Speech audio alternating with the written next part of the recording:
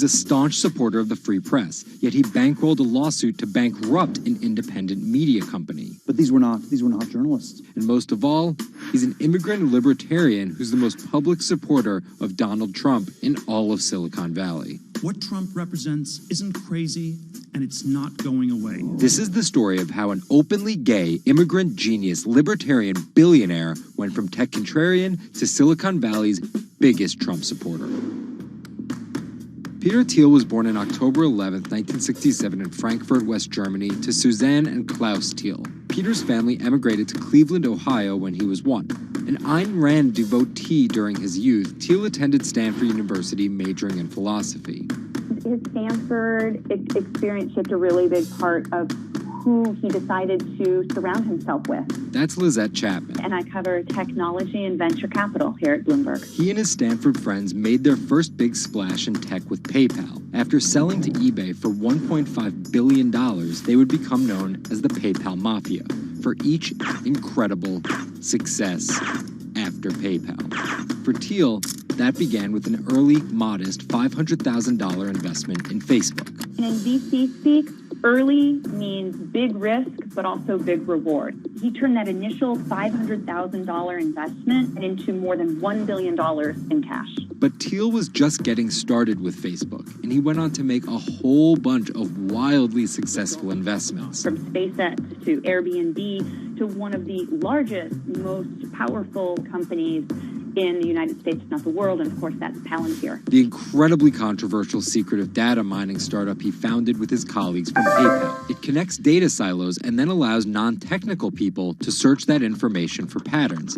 Data like financial information, feeds from video cameras, biometric details, passport information, flight manifest. Palantir doesn't talk much about how they collect this data, who has access to it, or what they do with it. But they have contracts with the Department of Homeland Security and the CIA and the Department of Justice and the Securities and Exchange Commission. And several other federal agencies. It's the richest company you've never heard of, valued at $20 billion. But there are plenty of obscenely wealthy people in Silicon Valley. What makes him different... He's a complex ball of multiple contradictions. Take college, for example. Even though college was extremely important for Thiel, there's something called the Thiel Fellowship. In exchange for dropping out and a promise not to pursue college, Thiel would give them $100,000 each. You basically tell people that if you get a diploma, you're saved. Otherwise you go to hell. You go to Yale or you go to jail. Also, his relationship with the press. Here's another contradiction. He's donated to free press initiatives, including the Committee to Protect Journalists. But he also secretly spent tens of millions of dollars bankrolling a lawsuit filed by Hulk Hogan over the publication of a sex tape and bankrupting the independently run Gawker Media. Why did he do this?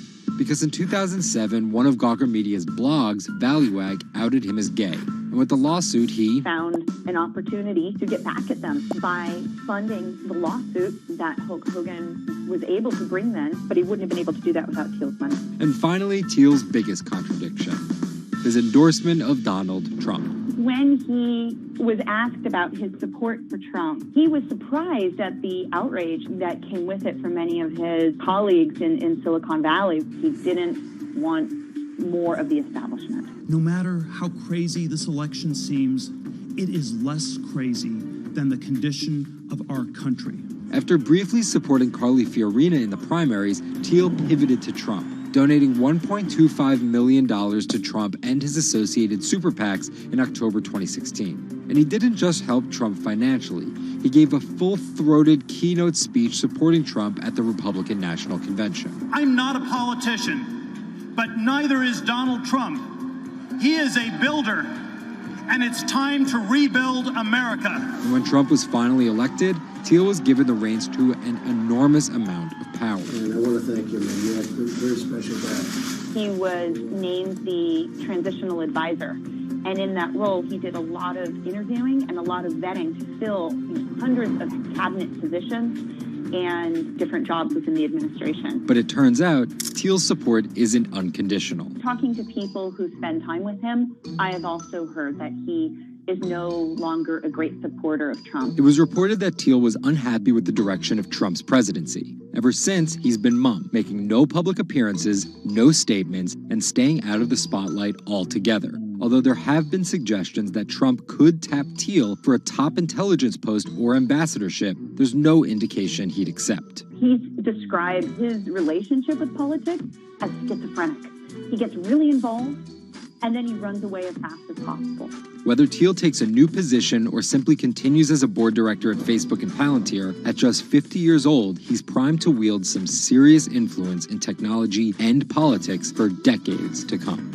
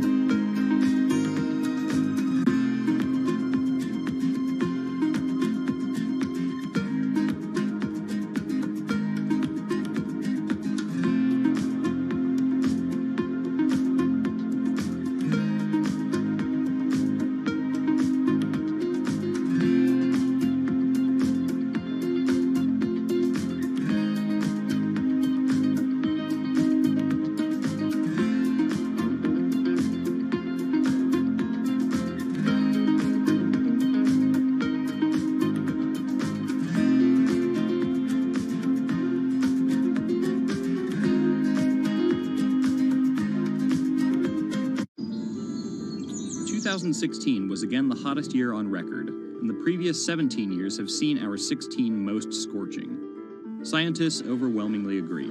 Global warming is the culprit. And it's just getting started. Ice caps, extreme weather, wildfires, droughts, and the hits keep coming. What are we doing about it? In 2015, the world took its boldest step yet to stem climate change with a historic accord in Paris. But now comes the hard part. Nations must change energy policies and invest huge amounts of money, and they will likely do it without the United States. President Donald Trump announced on June 1st that the U.S. would withdraw from the accord. The reality is that withdrawing is in America's economic interest and won't matter much to the climate. Here's the situation. Decades in the making, the Paris Agreement united the U.S., China, and more than 190 other nations in a push to limit fossil fuel pollution. The UN-sponsored plan secured pledges to cut greenhouse gases, the emissions that trap heat in the Earth's atmosphere, in an effort to avoid the rising seas and other environmental disasters that climate models predict. But even if all pledges are met, the globe is expected to warm by as much as 3.4 degrees Celsius this century, more than the UN target of well below 2 degrees. Meeting the Paris Agreement means that governments will have to offer more incentives for clean energy, scale back support for fossil fuels, make emissions more costly, and reduce deforestation. It's estimated that the deal will require $13.5 trillion of spending through 2030. Here's the argument. Unlike past climate pacts such as the Kyoto Protocol, each country set its own Paris targets and then promised to revisit and improve them. The US was primed to play a lead role in climate change, but Trump's energy independence executive order reverses Obama-era rules and directives put in place to combat climate change, and expands production of coal, the dirtiest fossil fuel. The resulting policies threaten the global fight against climate change. Without the US commitment to emissions reduction, other countries may join it in abandoning the Paris Agreement. This could make it almost impossible and even more expensive down the line to stop climate change. Optimists argue that the shift to a lower carbon future is already underway. Businesses, cities, and US states, such as California, are already investing in wind and solar and taking other steps to make it work. I've actually been called an environmentalist, if you can believe that.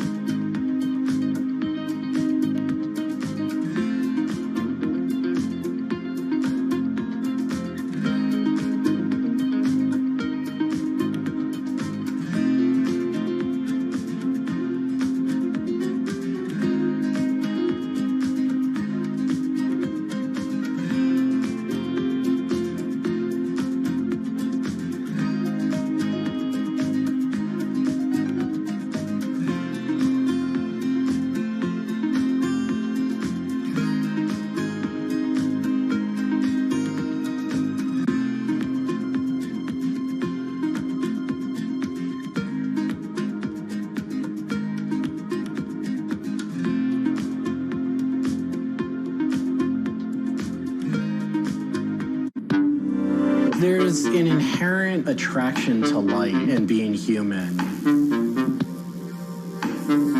And I think on a very deep psychological level, light is this way in which we experience the energy surrounding us in a very personal manner. My name is Matt Dilling. I'm the founder of Light Bright Neon Studio, and we manufacture, produce, and restore neon works of art and design.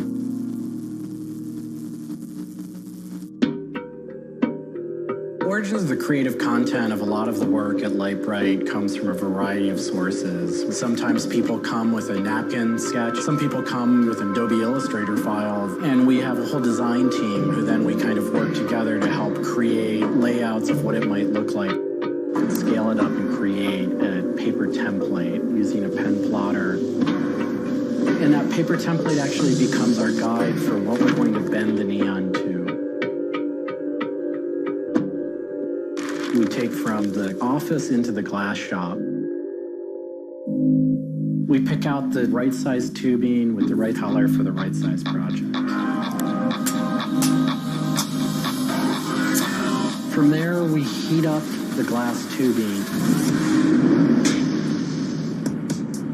The torches heat the glass well in excess of 1,000 degrees in order for it to get into its molten state. We heat up and bend the glass tubing to match the template. One of our chandeliers has over 100 different bends in it. So each one of those bends has to be marked for a heated up bend. We also have to allow the glass to cool between the bends so that the next area can be worked on and heated up in its own unique fashion. It turns into spaghetti, and then we have to make sure that that spaghetti lines back up and cools to the template. We use a blow hose to connect our mouth to the tube, create a volume that's closed, and we can control the pressure in there with our mouth. There's just a variety of challenges that come up inherently in working with glass. Glass can crack due to stress, and sometimes you'll just have a batch that all it wants to do when it gets near a torch is crack.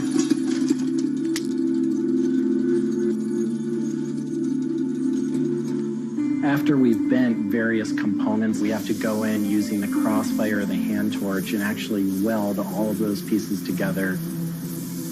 The last step on that is then to weld on electrodes onto either end. Each one of those steps is very, very specific.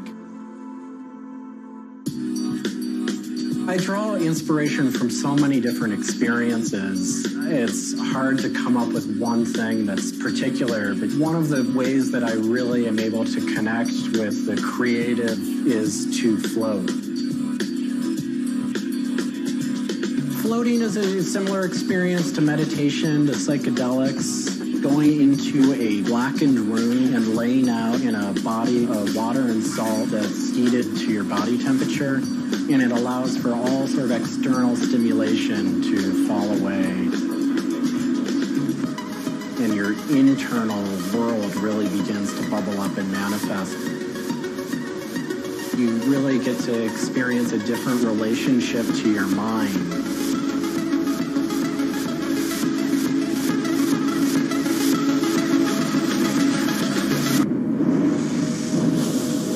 I think I work with neon because I can't not work with it.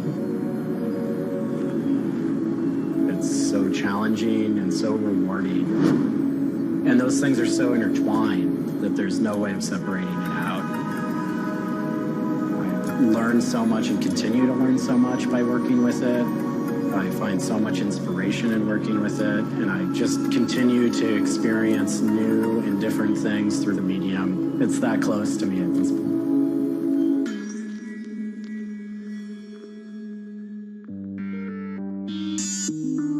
Once the neon tube is completed, we have to hook it up to our manifold for bombarding. The manifold is open, a vacuum is drawn. We check the tube for leaks with our Tesla coil. We close the tube back off, and we heat it up using a very large and powerful transformer. As the tube is heated up, it releases anything that's not inert inside the tube, and we evacuate that out. We introduce the gas into it. And we seal the tube off, sealing into that tube whatever gas we introduced into it. I think my favorite part of making a neon light is when I see it lit up for the first time. Different gases, when electrified, emit different wavelengths of light. Neon gas is this very bright orange, fiery red color. Argon gas creates a very intense blue, but that light output that is produced can then be expressed in a different wavelength by coating the inside of the tubes with a phosphor coating that takes that one wavelength of light and emits at different wavelengths. We bring it over to the aging table where we hook it up to an age-in transformer and allow it to settle, age the gas in that we've introduced to it. There's always a stray particle of something left inside the tube. But that time that the oxide coating can act to scrub whatever is left inside the tube while things are getting settled into place.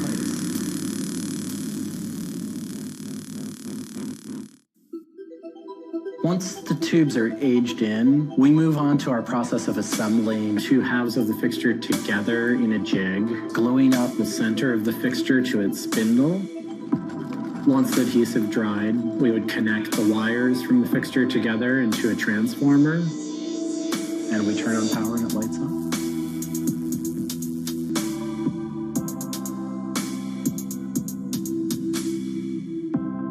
Part of what we love about what we do here is that we try and put out into the world the kind of things that we'd like to see. I still am surprised when it lights up. I'm still excited when I get to see it illuminated.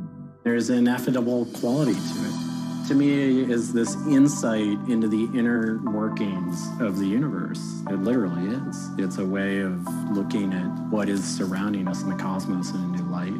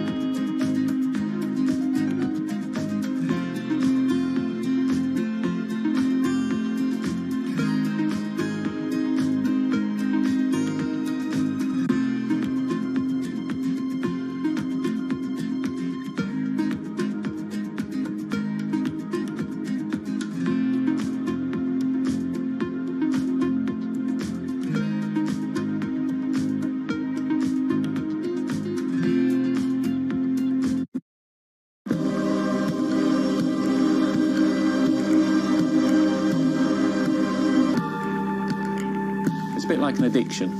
You've got to make something. You have to do something.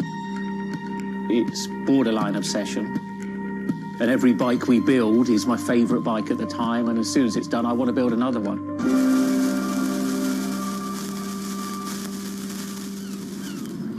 Sven cycles is something I've been thinking about ever since I started cycling in my late teens.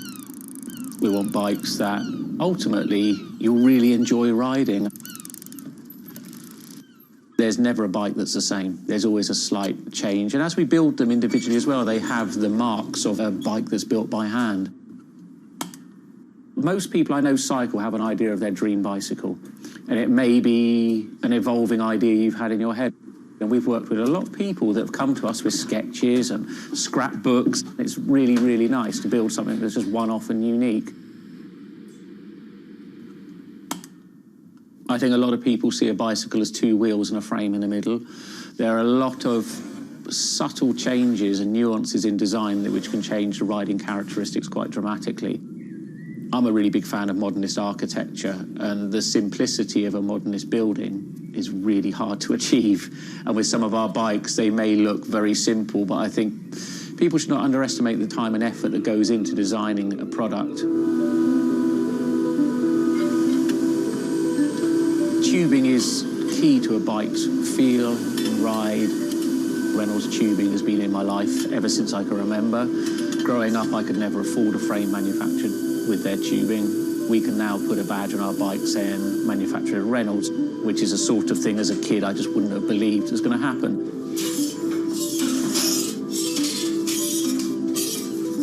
Every part of the bike has a specific tube. It's not universal.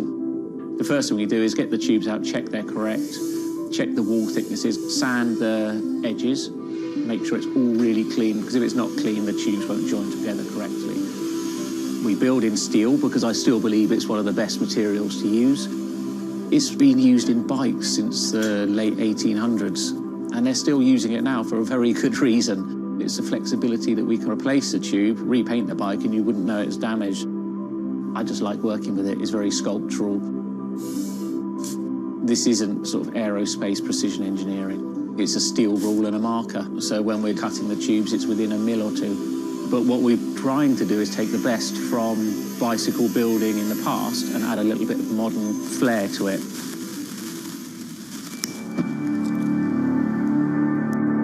There's various techniques for building bicycles. We do a thing called fillet brazing, where you connect a pipe together. We use a bronze rod and a flame. We heat the tubes up to the same temperature and we fill the joint with bronze. And it gives a very, very sort of fluid, lovely, sort of quite sculptural feel. You've got to practice. You've got to be able to judge material temperatures. You've got to just look at it and you just get a feel for it. It's a stage where your tubes start to look a bit like a bicycle. My father's a jeweller. He'd make sort of very pretty things, which are lovely, but for me, they don't really have any function. What I love about bicycles, you can start on a Monday with a box of tubes. You can be riding it by the weekend, and it can last you for the rest of your life.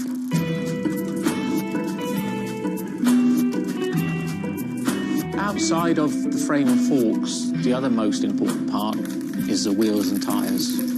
When you build the wheels, you have to lace them, so there's little holes going all the way around the rim. You poke the spoke through. We do build all our wheels by hand here because a machine can't get 30 years worth of wheel building experience. Colour is very, very personal. With any of our bikes, you can have them painted whatever colour you want. We've matched one to the teapot, so we can get that scanned and we can match that, or someone's favourite item of clothing. I like to let the bike sit for 4 or 5 days minimum, just so the paint can have time to cure a little bit, and then we assemble it. We get out all the new components, and it's a case of putting them together. Some bikes you can assemble in 3 hours, some will take 3 days. And we've built bikes that cost in the £10,000 plus mark. Some people, they're saving up and this is their bike and they're going to own it for the rest of their lives. So we just want to make sure they get the right thing.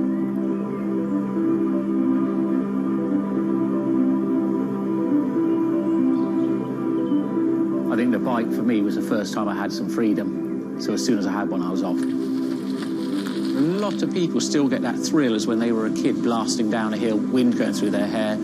It's fun. Everyone has their favourite jacket or something that just makes them feel good. If you've got a bike that fits well, you actually feel part of it. Building bicycles as a creative outlet is fantastic. It's not something you do because you're going to get a big paycheck at the end of the day. You do it something you have a passion for it.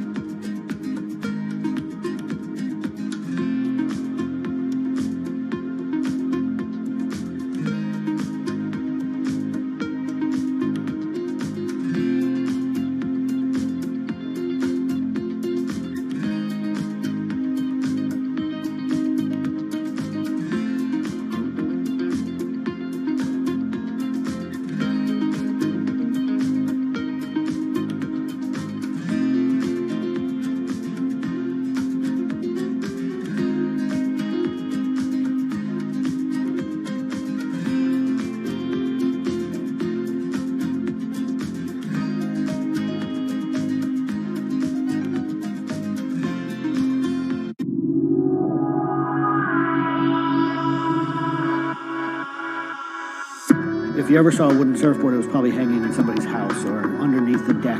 But kind of in the last 10 or 15 years, wood has made a big comeback. They surf wonderfully. It's beautiful and it feels great to be on one of them.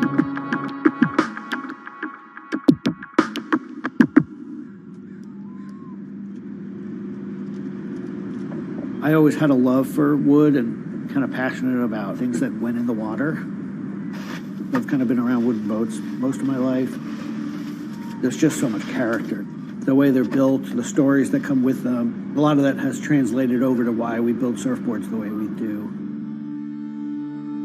When we first started thinking about building surfboards, wood was the natural material we chose. They have a very high strength to weight ratio. Wooden surfboards have the longest history of use in the surf world than any other material.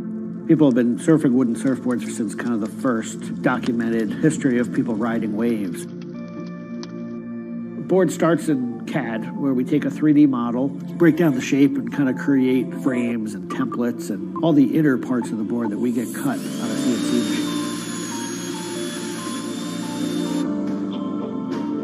machine. We take those frames and we just pop them out, assemble the frame into kind of a skeleton. We go out to our lumber shed, pick a bunch of cedar, and bring them into our mill shop, put glue along the edges, clamp it all together into a panel. Everything's book matched, you have symmetry in the colors and texture of the wood. Cut your outline. Take our assembled frame, gently put it down right on top of the plank.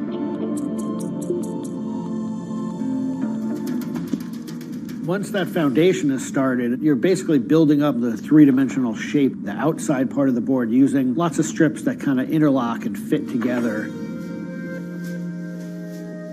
Every piece of wood is going to be different, and it's all going to react differently. There are frustrations with it, but I think that's one of the things that keeps it challenging. You learn to read the kind of what the grain lines are doing and what the color of the wood is telling you.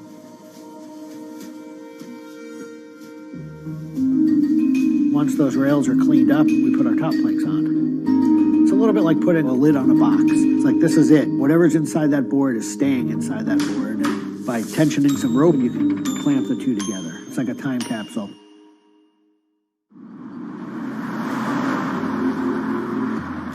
What makes our boards unique are they are built right here in York. They're built using material that grows right here in the state of Maine. They're built 100% by hand by local craftspeople and surfers.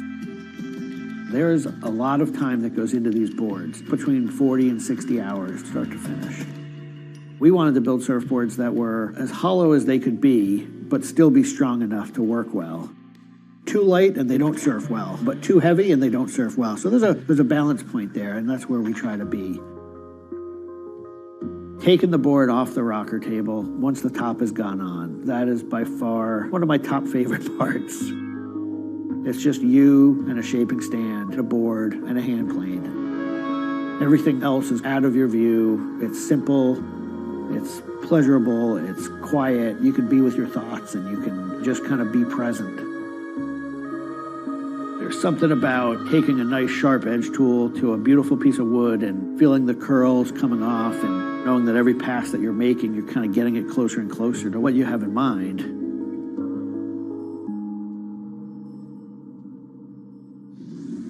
Once we've shaped it down and the board's looking like it's supposed to look like, time for it to go into the glassing room. 4-ounce fiberglass, laying it over the board, draping it over the edges, cutting it, applying epoxy, and on the board. Once both sides are lamb coated, it's time to put in the hardware. Drill and router and install the fin box. And on the other side, we drill and put in the leash plug and a vent. There's a lot of air just naturally inside the board, and that air wants to expand and contract with temperature changes. And that vent has a little piece of Gore-Tex fabric in it, and it allows air to kind of breathe both ways, but it doesn't allow water to get in. Once all that hardware is put in, it goes back into the glassing room. We brush a nice, beautiful, thick coat of epoxy over the whole surface, and that we call a gloss coat. That's supposed to look beautiful and glossy and shiny and flawless. You get to see that board come to life. Whatever the colors in the wood, they really come out. It just makes it look like candy. You just want to touch it and run your hands down it, and it's just kind of the icing on the cake.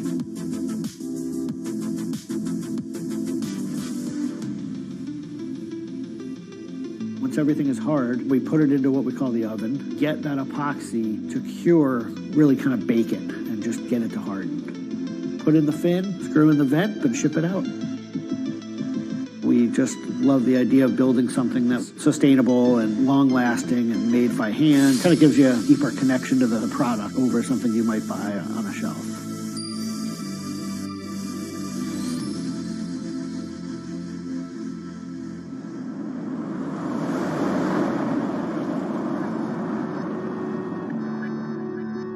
When a customer gets the board, they feel it. They 100% feel the amount of work and the amount of passion that went into the board. So I'm not really looking at hours and efficiency. We're looking at like doing it right and enjoying it as we go.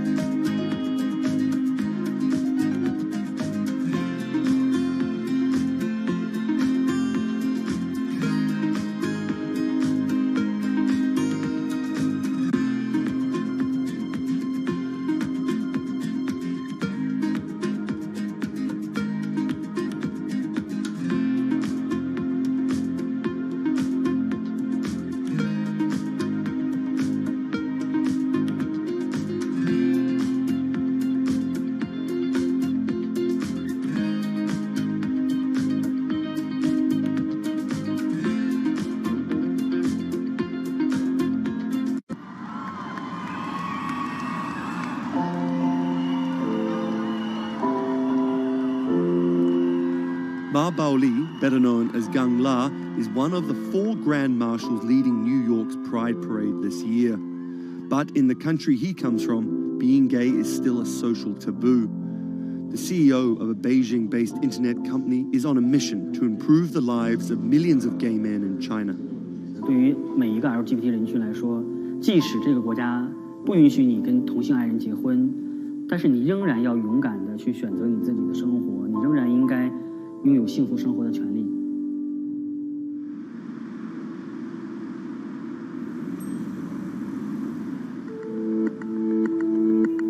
Ma's company Blue City runs an app and a website specifically for gay men.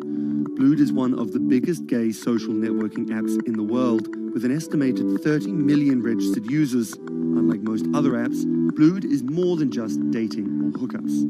大家可以在我们这个软件里面找他自己的情感，然后可以阅读相关的内容，然后可以进行一些娱乐，比如玩游戏啊，比如看直播啊等等。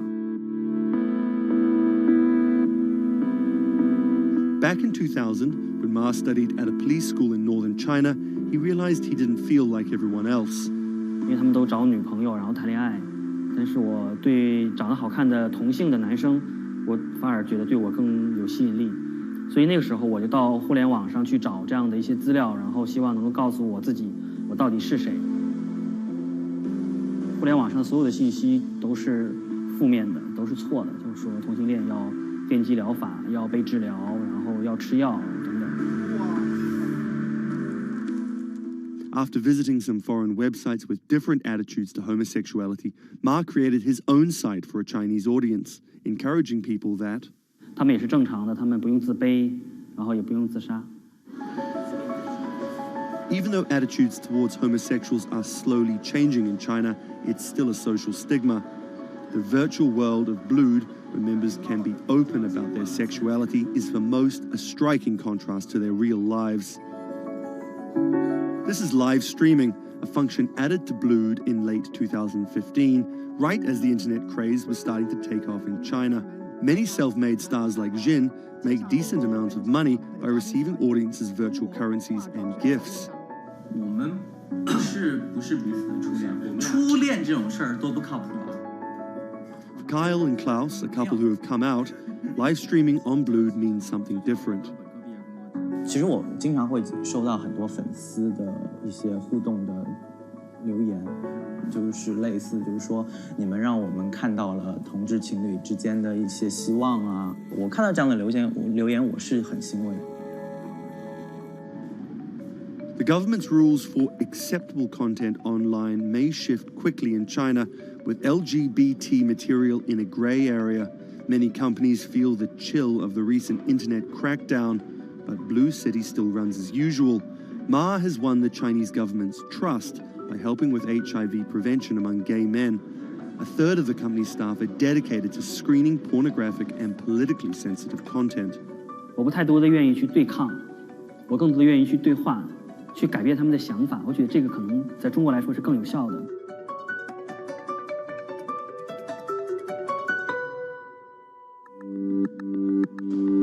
In the past 5 years, Blue City has grown from a team of 7 people to a promising business with about 250 staff.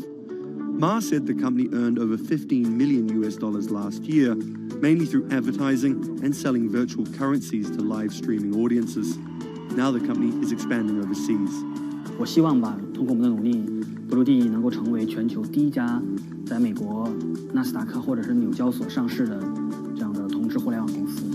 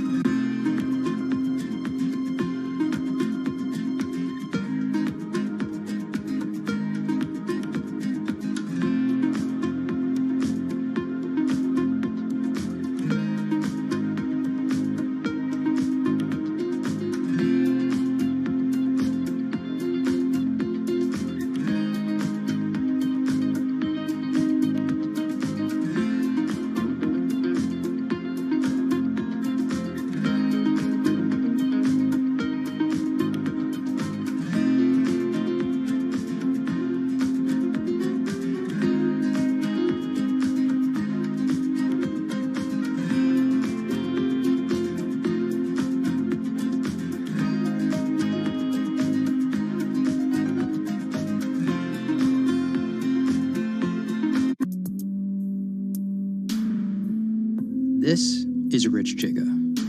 He's a Chinese rapper by way of Indonesia, and he's very popular on the internet. This is Joji. He's a Japanese-Australian singer, and he's also very popular on the internet. Plus, Joji invented the Harlem Shake meme. Let me say that again. This guy, Joji, in the blood bathtub, invented the Harlem Shake meme. But we'll come back to that. So Rich and Joji are both signed to 88 Rising, an entertainment company hoping to build a lasting global brand that will outlive singular moments of virality. They primarily create content combining Asian culture and hip-hop, a formula that apparently pleases the internet gods greatly. They've only been around for 18 months, but they're already putting up major label numbers. I think that we have an unprecedented collective of talent, a group of predominantly Asian artists, really making waves globally, which from an independent point of view as well. 88's founder, Sean Miyashiro, cut his teeth launching Vice's electronic music channel, Thump.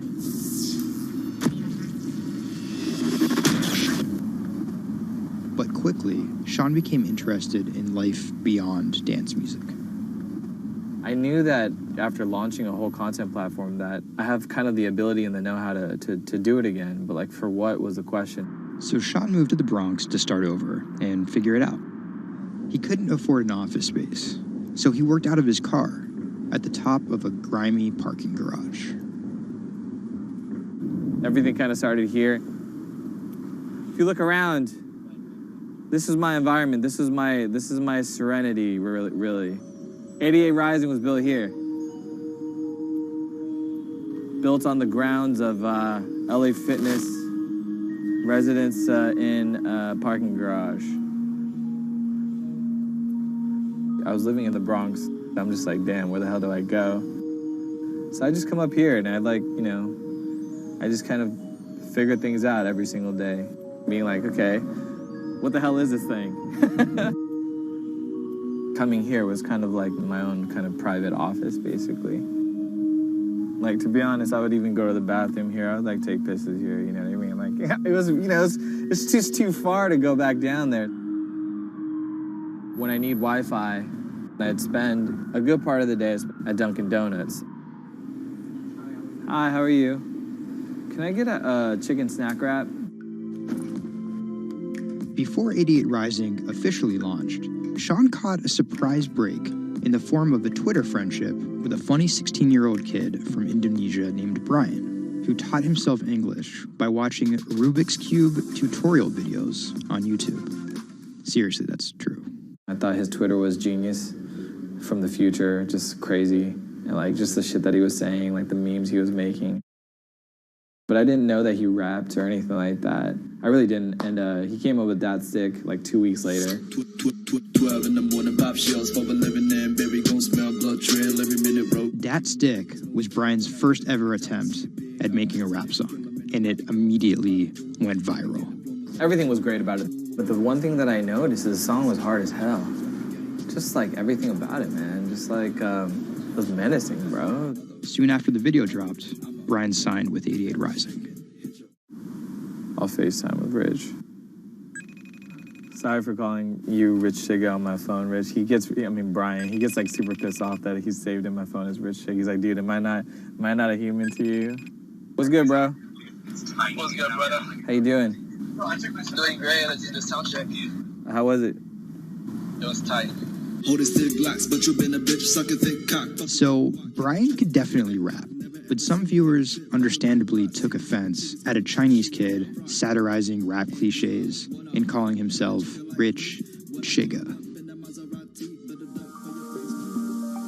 But if a group of well-known rappers saw the video and genuinely liked it, that could at least help validate Brian as a legit hip-hop artist.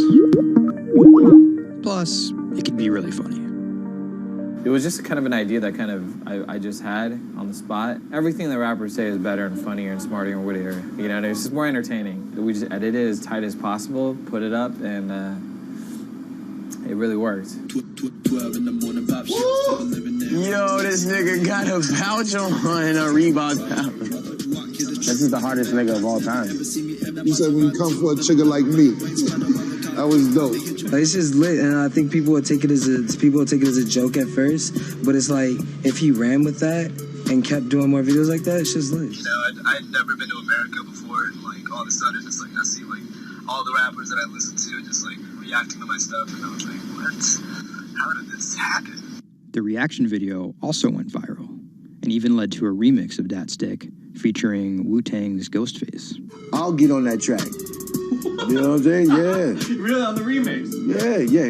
Oh, you know him? And yeah, the remix went viral too. Brian has since acknowledged the misstep in his name and claims he may change it. But for the time being, he's still Rich Chigga to his fans. An ever-growing global audience, hungry for more releases from emerging talent around the world. I didn't know that it was gonna be this impactful and this important to people, and I'm very thankful and blessed that it has. And every day now that I wake up, it's like it's just like a new mission every day. A major part of that mission involves Joji. Remember the bloody bath guy? He's a former YouTube personality in the middle of a career transition. The sound of this song, Will He, it's like a trap song that you can like slow dance to. Awkward prom shit, you know what I mean? I used to do crazy episodic internet videos. It was going well, and one day it was me and a few friends just in a room. We were casually chilling, and then someone plays the song, and it's brand new at the time. I happened to have a lot of costumes laying around, so I told the other guys, I was like, get in these costumes and let's just dance to it, like who cares? We were like, okay, let's just go crazy at the drop. So that video goes up, I go to sleep, and the next morning, everyone's doing it, like next morning.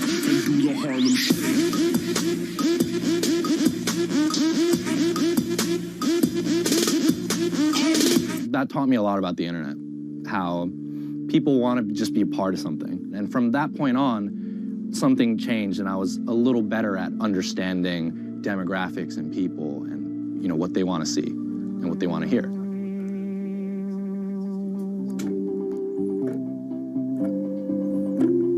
I was friends with a couple other artists who were affiliated with 88, and then I also started to realize that 88 is the bridge between Western and Asian entertainment, and I really wanted to be part of that. Joji just released the In Tongues EP, his first project as a serious artist.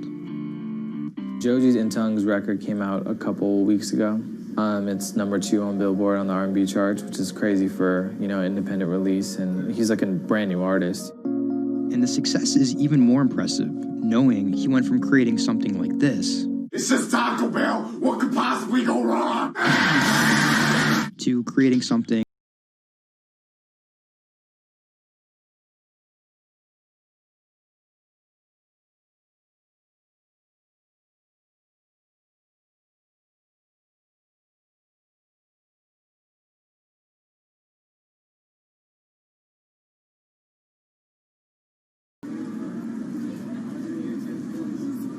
Tonight, Rich Chigga has a show in New York City.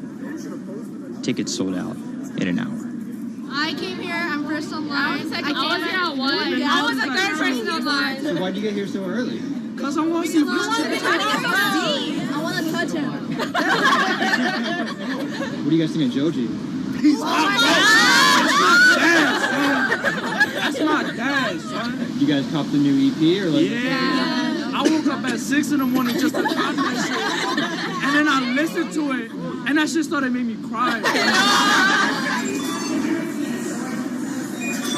This is actually kind of exciting. Every time, this never gets old. Like, you live online and social media, but like, there's nothing like just being with the people.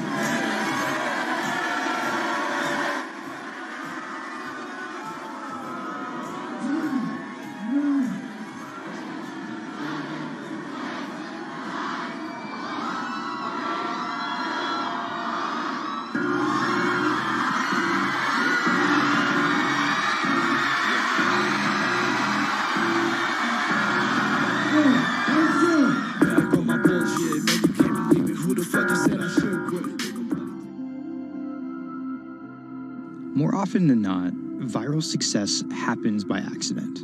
And then after an appearance on Ellen or Jimmy Kimmel, the creator's star power fizzles out. But Idiot Rising has figured out how to turn potential gimmicks into brands with an actual following that keeps coming back for the next thing. Oh, shit!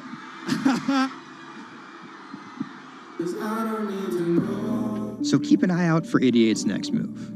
But more than likely, it won't be covered on network television or terrestrial radio. Although, as they've already proven, nowadays that really doesn't matter.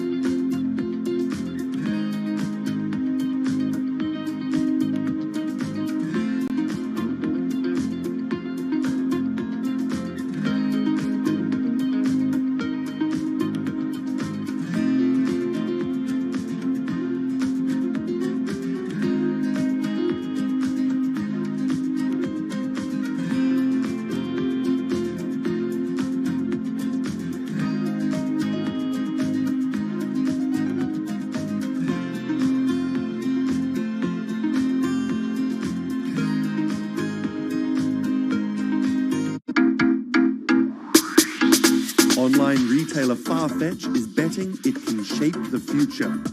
This is its concept store, showcasing the latest in retail tech. How do you capture all of that fantastic information that you gather in store with customers touch and feel products? And we created a concept called the connected rail. And this is using a combination of RFID and ultrasound. The RFID signal recognizes the product, and the ultrasound recognizes the movement.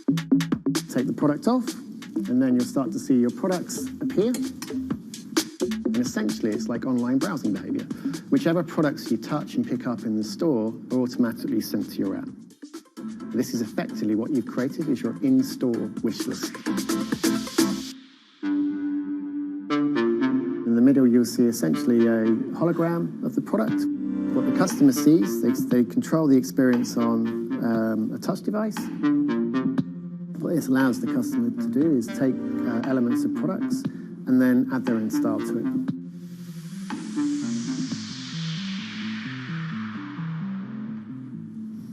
Right, so this is the connected mirror. So in this example, I see my products. I select a coat, and that's tried it, and it's slightly too big for me. So what I can do is choose an alternative size and send a request to the sales associate, and they'll bring that size to me in the fitting room mirror. You'll also see that we've got some product recommendations here. Crucially, the sales associate's able to push items into the mirror from their device. If you wanted to, you could simply use the mirror and pay and go. Your items would then be packed and dispatched to you afterwards.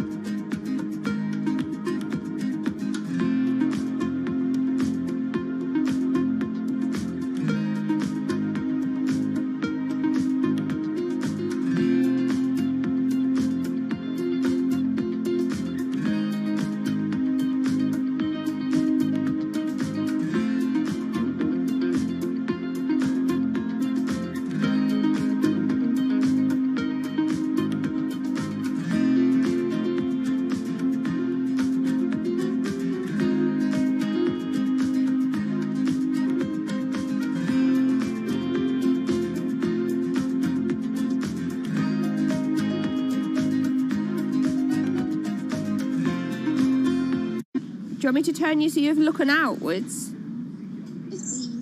Yes, please. How about there? First time we came out with B, Jade said, it feels like I've been released from prison. Do you want these, Mrs? Definitely. Definitely.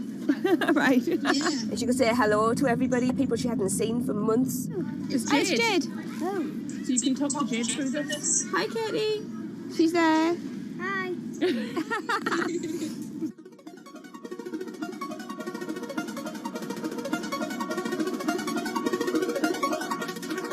Every time anyone's seen her, they want to know why she's there.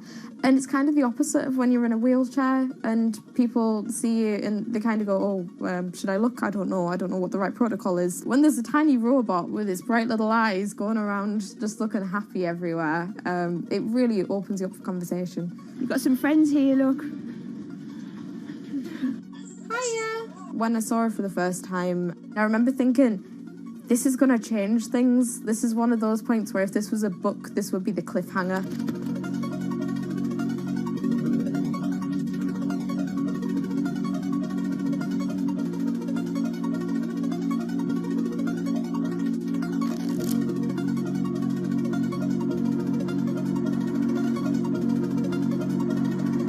a condition called Ehlers-Danlos syndrome, which means that I have a lot of dislocations, there's a lot of pain, and a lot of seizures and whatnot. So I can end up on my own in my room for long periods of time.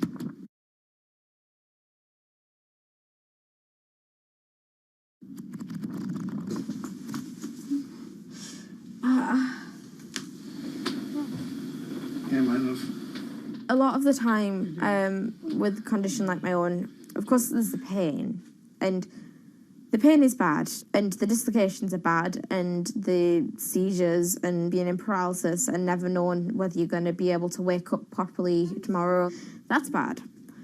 But what's worse still is being able to count the number of people you see a day on one hand. Are you ready? Sure am, I'm just hoping the connection's going to stay. Yeah, me too. Alright, here we go. When you're used to just the same little metre by metre and a half window every day, and you've been there for months, being able to just see the sky from somewhere else, or the tops of trees, or a sign, is incredible. Or being able to have that kind of chat in the car that most people would probably take for granted. I'm going to go past Grandma and Grandad so you can give them a wave. Now, if Jade is particularly seizure-y, she can still take part. And that's brilliant, really, because before she would just be left in a bed or in the house with just her carers.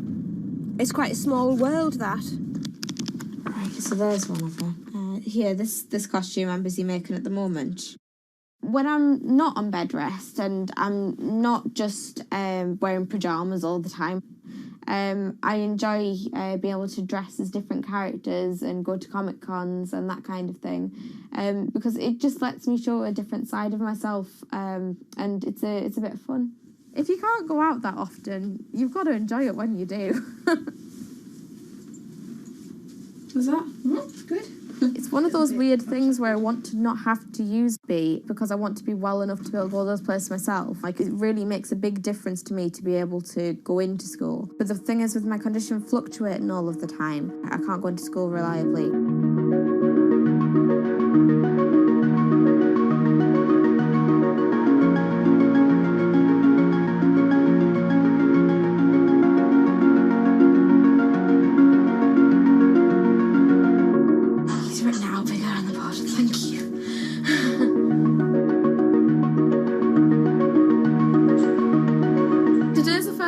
I've been in school via B, and so far it's interesting. Still a few little things that we need to work out, but for the most part I think it's going fairly well, and it's brilliant because I can really tell the difference between today and yesterday.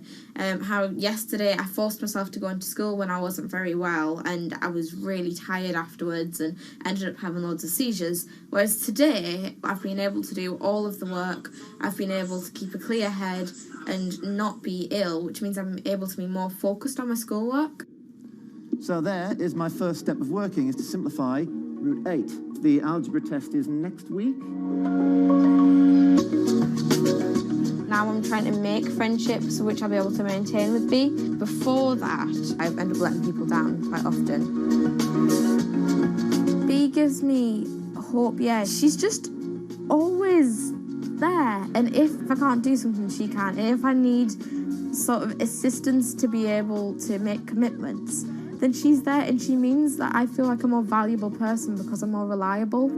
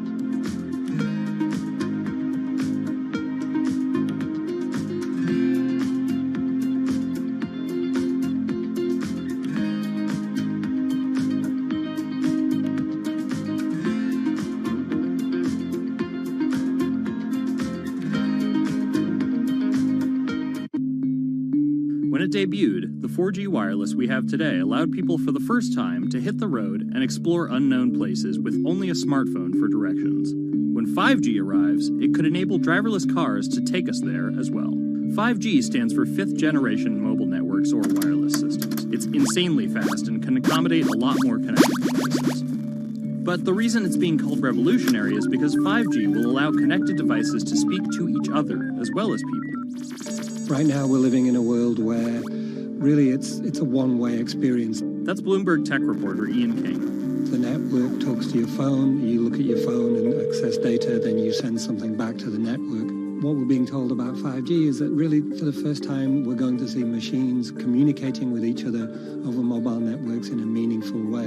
5G could end up being 100 times faster than what we have now, with speeds that could reach 20 gigabits per second. In plain English, that means downloading a full-length HD movie in seconds. 5G will also increase total bandwidth, which we will need in order to accommodate the growing Internet of Things. We're talking about the class of devices like internet-connected refrigerators, thermostats, dog collars, but 5G will enable many, many more. Things like your utility network, factories, where machines are just sat there not connected at all. Suddenly they're all going to be connected. Suddenly we're going to be able to have real-time monitoring. Other things like cars, like utility poles, like your light, the light poles. But perhaps the biggest advance will be a huge reduction in communication lag time, known as latency. A network of driverless cars will need the speed of 5G to ping each other multiple times per second to avoid collisions. Near instantaneous data transfers could allow doctors to perform surgery remotely with a robotic scalpel. So how will all this work?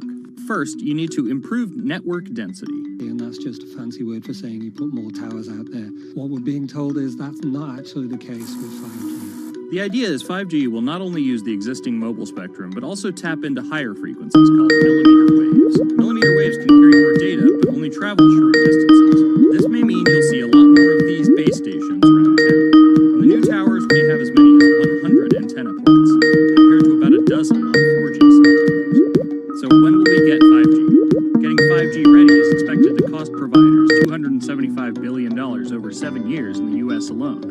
Look for the first 5G service to pop up in big cities sometime in 2019.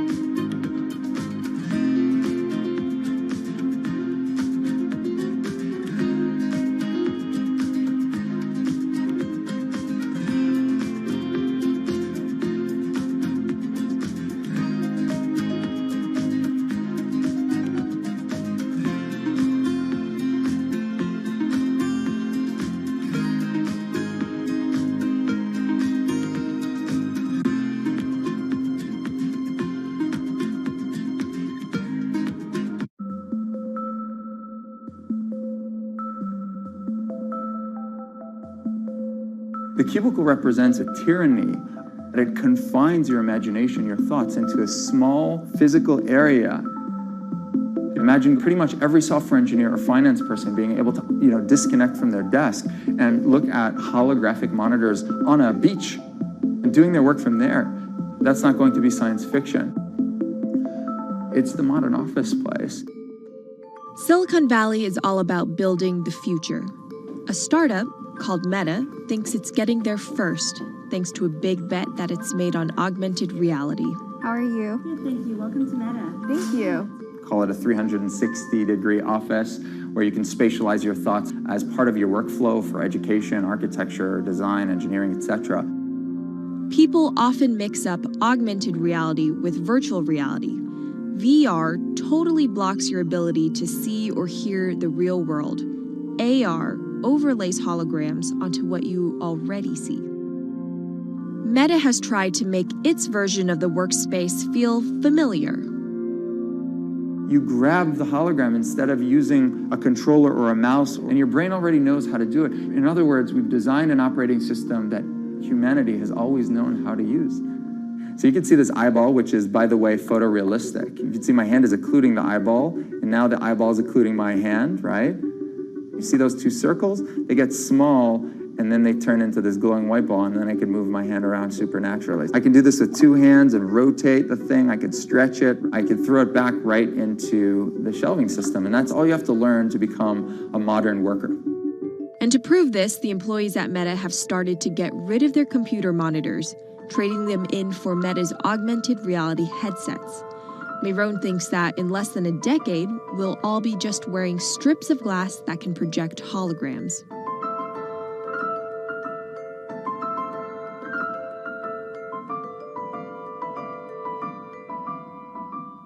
In the early 80s, everybody had computers on their desktop, but no one was using them because they had a lot of work to do. So they were still using typewriters. And at some point, the CEO took all the typewriters away and everybody was forced to use their computers. So it's very exciting to see a new generation of technology, a new paradigm.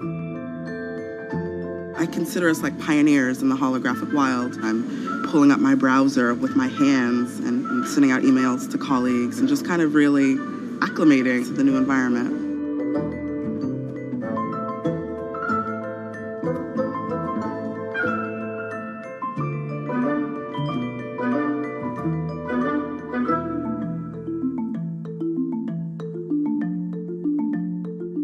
Now you're putting on my computer, essentially. Our digital lives live on our phones. We have all of our pictures and notes and all these kinds of things. So, and why don't you write yourself a little sticky note? I like it. And go ahead and just take your fist right over the top of the sticky note and close your fist. And now... Oh, what? Meta's own transition to augmented reality has run into plenty of unexpected problems. And it's still going to be a while before you'll start to see these devices in your office. But I think it's a future worth waiting for. If we could see these holograms between us, we will have been able to share our work with one another more naturally, more efficiently, and more productively than ever before. Humanity will have evolved slightly.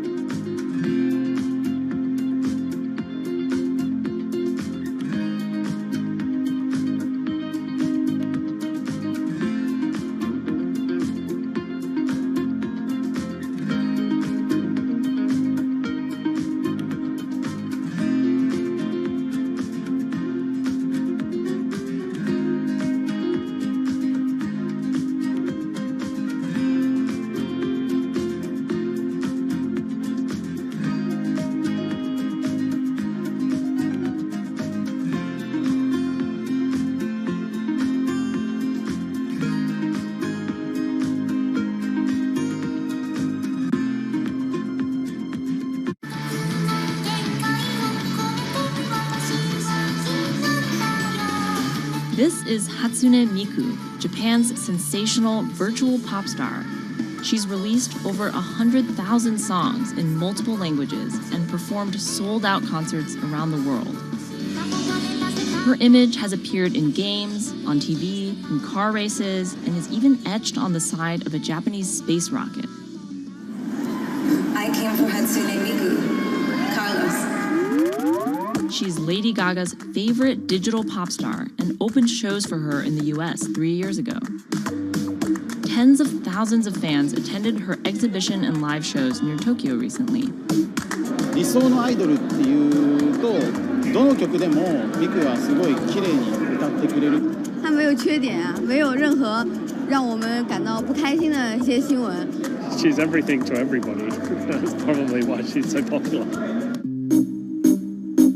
Miku's creator Hiroyuki Ito and his Sapporo-based company have been developing the virtual diva for over 10 years. 初音ミクとはキャラクターとしてすごくYouTube とかで検索するとたくさんの初音ミク出てくるんですけども、元々の初音ミクのその原点は歌声を合成するソフトウェアなんです。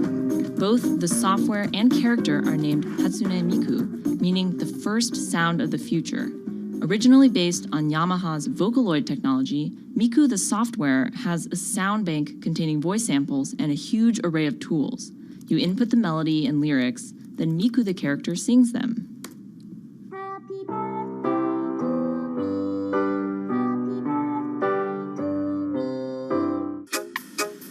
To date, Krypton has sold 120,000 software licenses at $200 each to fans around the world who use it to create numerous songs and share them online. Some of the fan-created songs are chosen to be part of Miku's concerts, for which they're paid a royalty fee. もともと初音ミクっていうその存在自体がそのボトムアップって言いますか、中にはアマチュアクリエイターじゃなくて今もうすでにプロになって活躍している方もいらっしゃるんですけども。The company also has other revenue streams. It makes money from merchandising, licensing deals, and concert ticket sales. According to the real-life musicians who perform with Hatsune Miku, the virtual pop star is interesting and surprising. 今年で3年ぐらい、ちょうど3年ぐらいやってきて、ライブも数十本、数百本だったの。そういうことが演奏によって起こせるためのそういう器みたいな感じになってきて。初音ミクらしさって僕はあんまりない。初音ミクって何だってあり。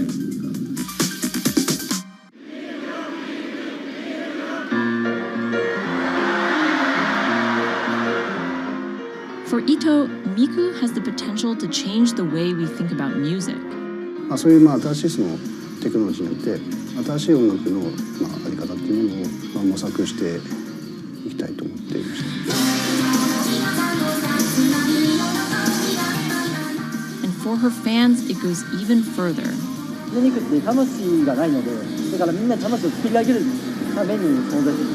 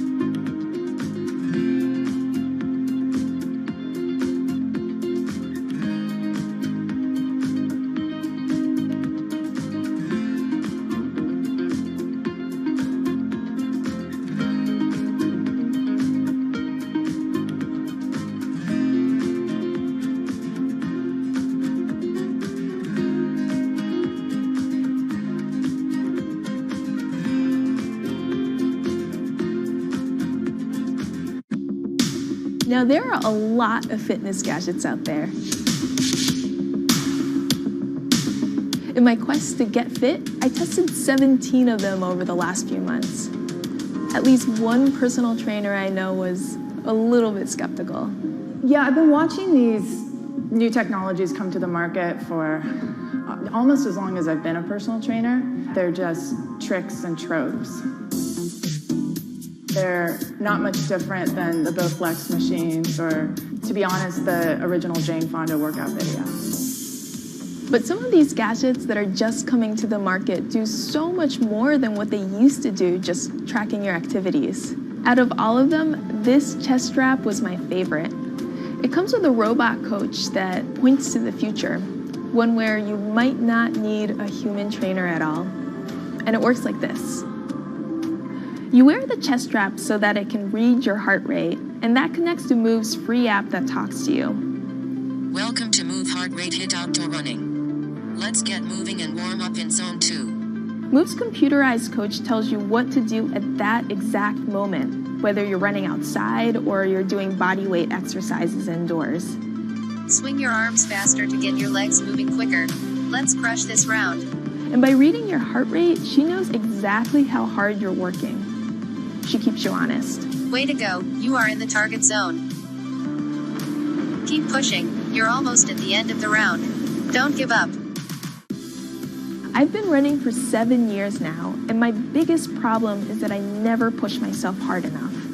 I end up going on the same slow, comfortable 30-minute jog, but the Move HR Burn blasted me out of that rut.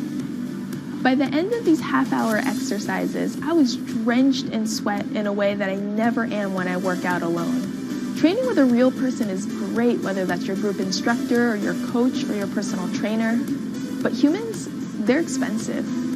For the rest of us, this $60 gadget is all you need.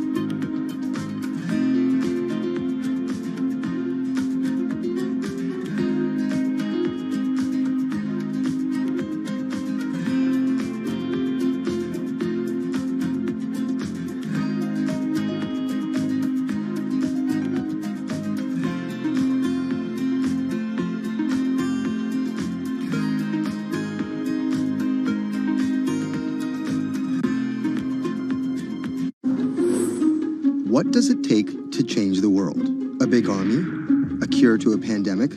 A revolution? All of these take either a lot of people, thousands of hours, or massive amounts of space. But for Julian Assange, all he needs is one room, an internet connection, and the world will listen. Assange is located here, and more specifically, right here. And from that location, he's posted government secrets, classified documents, and leaked emails from some of the world's most powerful people. And in doing so, has been labeled a hero, a villain, a nihilist, and everything in between. This is how an Australian programmer sequestered in the Ecuadorian embassy in London became one of the most influential and notorious people in the world. Born in 1971 in Townsville, Australia, Assange has always been on the move. Living in over 30 homes by the time he was in his mid-teens, Assange, along with his mother and half-brother, finally settled down in Melbourne. His introduction to hacking started at 16 when he was given a Commodore 64, which he attached to a modem. He attended the University of Melbourne, where he studied programming, physics, and mathematics. He never graduated, but that doesn't mean he didn't get an education. By 1991, Assange hacked into the Pentagon, U.S. Navy, and other branches of the U.S. government.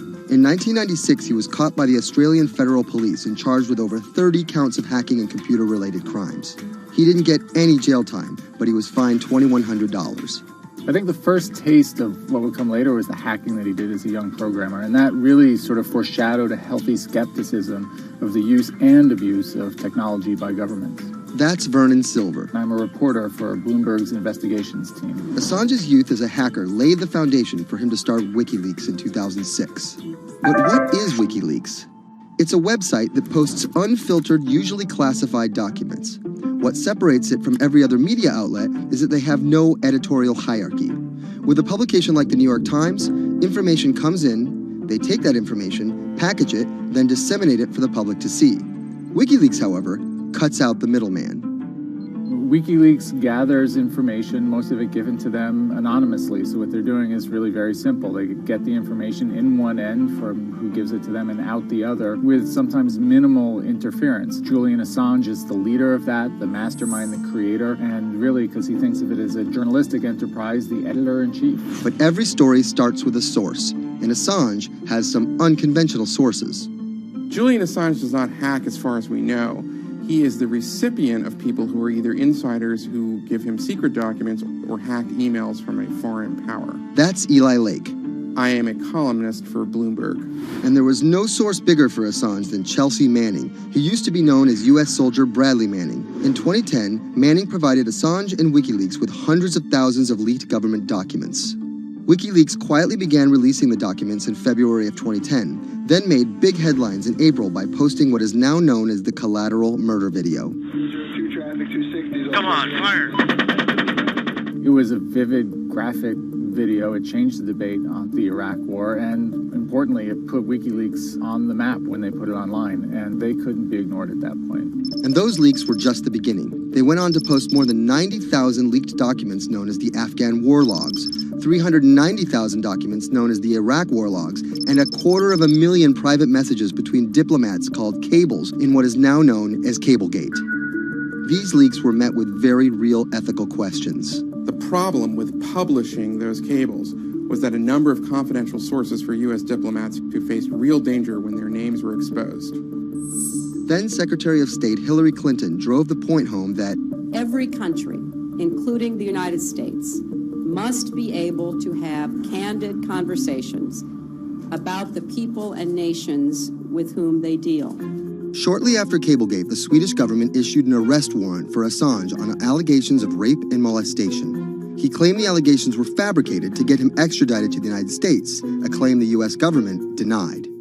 Either way, Assange's next move was to seek refuge in the Ecuadorian embassy, which really was the beginning of the new chapter in his life and what we're dealing with now, which is him being stuck in London. What was supposed to be an office in an embassy is now Assange's self-imposed prison to this very day. But that doesn't mean he's slowed down. Since being trapped in the embassy, WikiLeaks has released files about Guantanamo Bay prisoners, Syrian political figures, and the draft to the Trans-Pacific Partnership. And then came the 2016 U.S. election.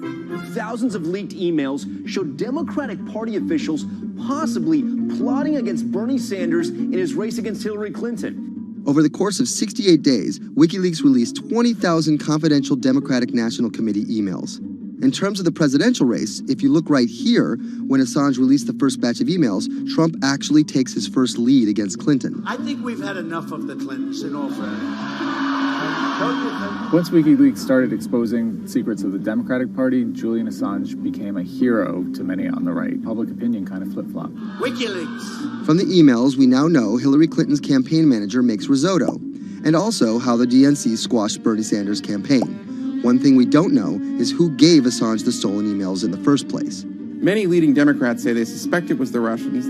They released an analysis from a private cybersecurity firm that had said it was the Russians. But Assange claims our source is not the Russian government, and it is not a state party.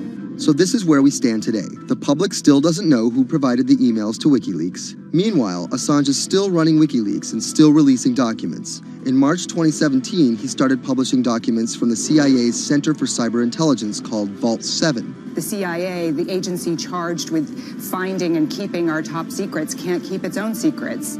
As long as Assange has a connection to the world, no government secret will be too far from exposure. Julian Assange is still in the embassy. Maybe he'll leave, maybe he won't. Kind of regardless, his work has been done. He's changed the way people think about their governments, about their own secrets, about their own hackability, and really the world has changed because of him.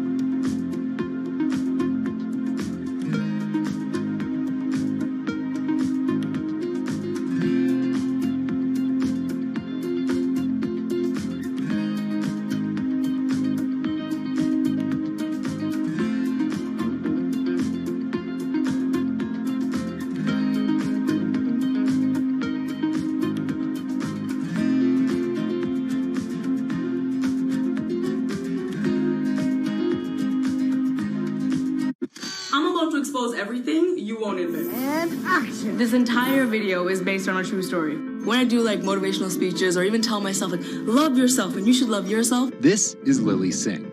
But to fans all over the world, she's the YouTube star Superwoman. What if everyone to girls, Superwoman? I know we can change the world for the better, one positive day at a time. My parents now know what I do. They didn't know what I did for a long time in the beginning of my career. I was just making videos in my room. They had no idea. Mom, Dad, have you seen my keys? I can't find them anywhere. Because you're always on phone. Until someone called them, like a family member from another part of Canada was like, Canada, is your daughter making videos? And the mom was like, I don't know, Lily, are you making videos?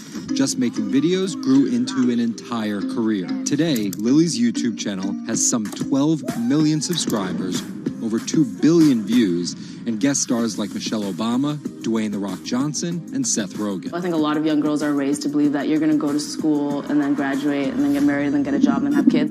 And Lily was on that path, all the way through a psychology degree at York University in Toronto. But when she started thinking about a career, I started to immensely panic and think something was wrong with me because I tried to figure out my life and it wasn't working in that straight line. It was 2010, and YouTube was only 5 years old. I thought nothing of YouTube. I was probably the last person in my circle of friends to discover YouTube.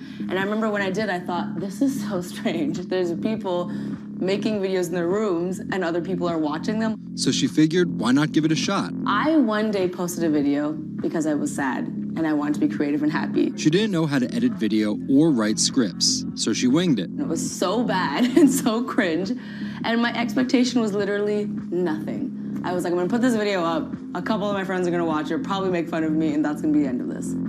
The second and third video came from, wait, 70 people watched my first one, can I get 80 to watch the next one? She kept creating, she kept posting, and the viewers kept coming. Lily had found an audience. A lot of the comments were, oh my God, there's a brown girl on YouTube. More specifically, Indian. Lily's parents immigrated to Canada from India, and Lily was born and raised in Scarborough, near Toronto. My home life was awesome. My parents, even though I portrayed them to be quite strict in my videos. Oi, Lily, wear the rest of your skirt, huh? I teach you like this, to walk around like this, showing everything to everyone. They actually aren't like that at all. They're pretty modern and pretty cool. Your dress is short. Don't know what for. And were pretty lenient with me. I mean, I got away with a lot of things. I was a brat. I was a brat. She had a different idea of what she wanted out of life than other kids. In a grade school graduation slideshow, her classmates said they wanted to be lawyers and doctors. And then I came up and I was like, rapper. Making out with your friends, man. But then you say that you hate hoes. I could just feel my parents being like, why?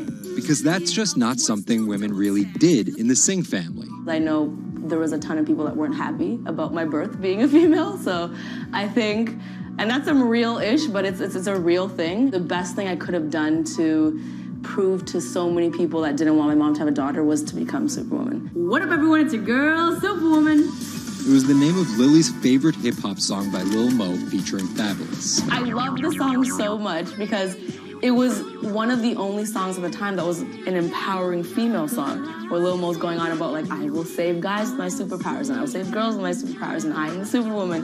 I thought, this name that I've had for so long that empowered me when I was younger, I'm gonna make this my screen name. Maybe this should be a new series. Superwoman didn't just burst onto the scene overnight with a viral video.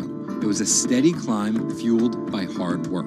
The moment that I thought this is going somewhere and this could be a career was the first time I performed internationally. It was in India.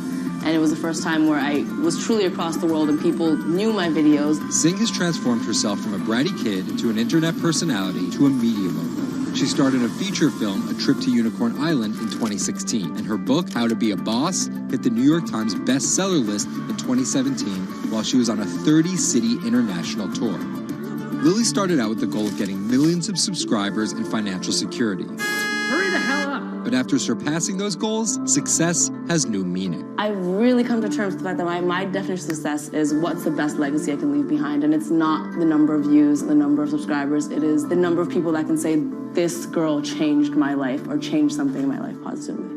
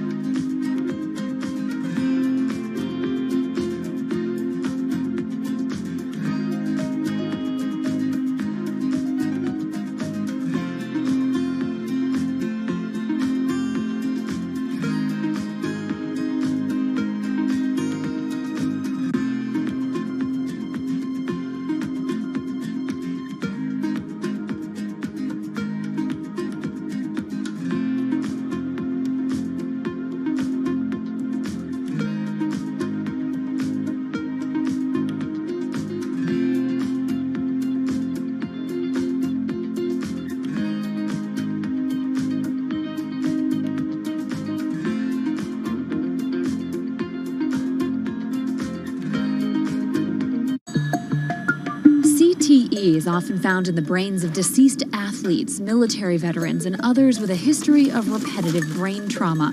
Hundreds have donated their brains to the VA Boston University Concussion Legacy Foundation Brain Bank. This is a former NFL player who died in his early 70s, and this is a veteran who also died in his early 70s. Dr. Ann McKee dissects these brains. The hippocampus and the mammillary bodies are very important for memory. I can see that they're slightly affected. McKee recently dissected the brain of former New England Patriots player Aaron Hernandez, who was convicted of murder and later committed suicide. You'll see right away that the brain is showing signs of shrinkage. You can see the crevices in the brain that you can't see in the normal. McKee says Hernandez's severe case of CTE impacted his decision-making, depression, and ability to control rage and aggression. Right now, she thinks we're underestimating how many people have CTE. We were able to distinguish between CTE and controls and CTE and Alzheimer's disease.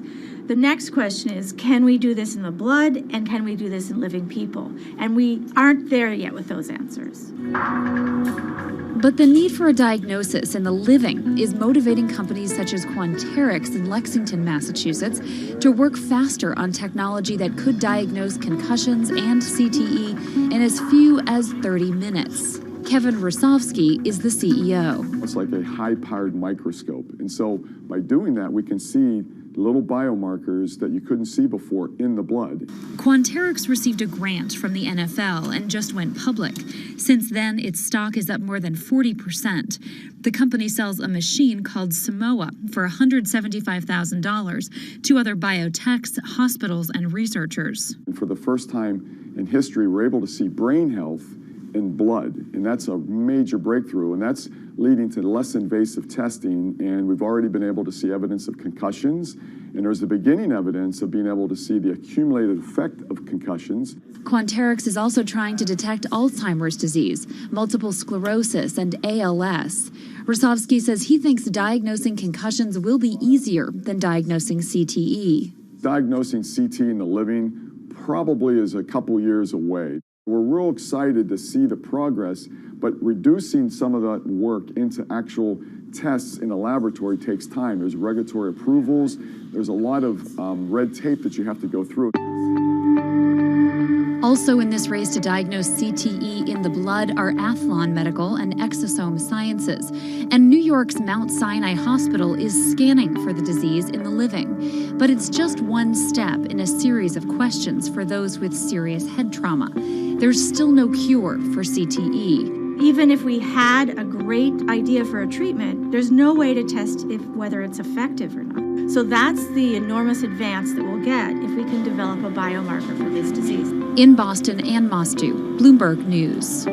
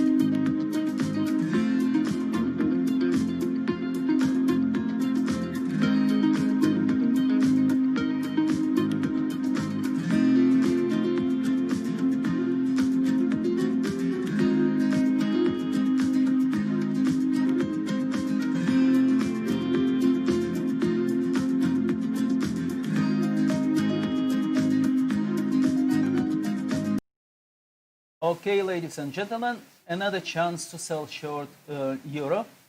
I'm placing an order to sell at the price 121.147 right here.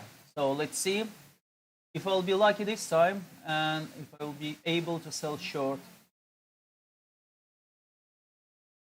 Okay.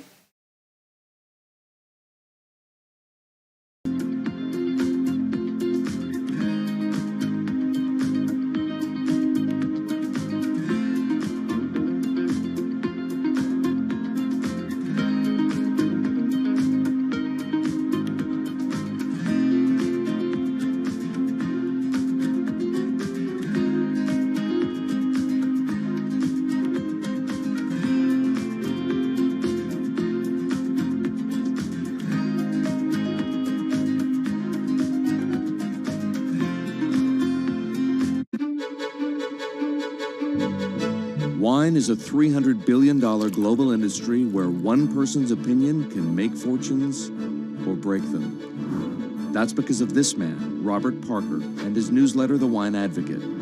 For 3 decades, he dominated as the world's most influential wine critic.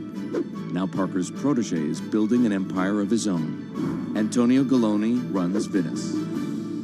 Antonio, tell me, what are you trying to build at Venice? Well, at Venice, we started with the idea in 2013 of building a world-class platform. We have a database of about 250,000 professionally written reviews. On Delectable, we have 7 million user reviews. Through Delectable, we also have a partnership with Whole Foods and several other partnerships that we can't announce just yet. And when you put that all together, what we have is something that no other company in our space can even come close to. Do you think of yourself as the next Parker? Not at all. Why? Because Steve Jobs said you can't live your life trying to be somebody else. So he's one of my biggest influences, and I've never wanted to be a replica of somebody else because a replica is never as good as the original. Bob is a genius, fantastic, one of a kind. We're going to be something completely different, and I have no desire to be some version of somebody else. Different in what way? Every decision that I've made at this company is completely anathemic to what Bob did with his company. I want our writers to be partners. All of my senior people are locked into the company. They all have equity or they have a path to equity based on business results. That's something that we never had at Parker. Our benefits are world-class, and everything that we've done at Venice is completely different from that model. When Steve Tanzer, who is the most experienced active wine critic in America, wants to work with us, that says something. When Alessandro Masnaghetti, who's the best cartographer of vineyards, wants to work with us, that says something. When Neil Martin, who's a superstar wine critic with enormous experience in Bordeaux and Burgundy and the former lead critic at The Advocate, wants to come and be part of our team, that says something. You make it sound like The Wine Advocate was a disaster as a company and a miserable experience as an employee. No, it was great because I got to work with Bob Parker when he was at his prime, you know, and Bob was like a second father to me, and we talked on the phone all the time, and he gave me great advice. Can anyone's palate dominate the wine criticism business the way Parker's did? And should anyone's palate dominate it the way his did? I just think the world is very different today. You know, it's just a totally different world. It's probably not healthy to have a single person dominating the world. It's not even wine criticism, it's the wine industry. Yeah, that's probably not the healthiest thing in the world. But I think that there's just such an opportunity right now with social media and technology to reach such a massive number of people that I think it's possible that 1 or 2 people will actually have more influence than Bob Parker did, because they will, again, this goes back to your first question, not trying to be a version of somebody else. You see this in sports all the time. It's like, oh, well, nobody will ever beat this record. And then somebody comes along, you know, it's like tennis, Pete Sampras. Nobody's ever going to win as many Grand Slams. Now you have 2 guys who are ahead of that and 1 knocking on the door. And so I think a lot like that. You're a former investment banker. How does that inform and influence what you're doing and what you've done? My generation has had to deal with a lot more challenges. That's why I think we're actually much better poised for the future. My first job in finance, the first thing that happened was long-term capital, 1998. Then the tech bubble melted down. Then there was a mutual fund trading scandal. You know, that was all like within about 5 or 6 years. And these are the things that I had to deal with as a young executive. My peers who were 20 years older didn't know how to manage in crisis. They'd only seen Black Monday. they've just been in a big bull market. It's very different. So I'm very lucky. People of my generation or a little bit younger have actually had to deal with a lot more crises. I think that's actually good for learning how to cope with challenges in business. From the outside, it kind of looks like you're trying to demolish the house that Parker built, right? You left the Wine Advocate. Yeah. You merged with one of his chief rivals. Yeah. And you just hired his successor, Neil Martin. Mm-hmm. So are you?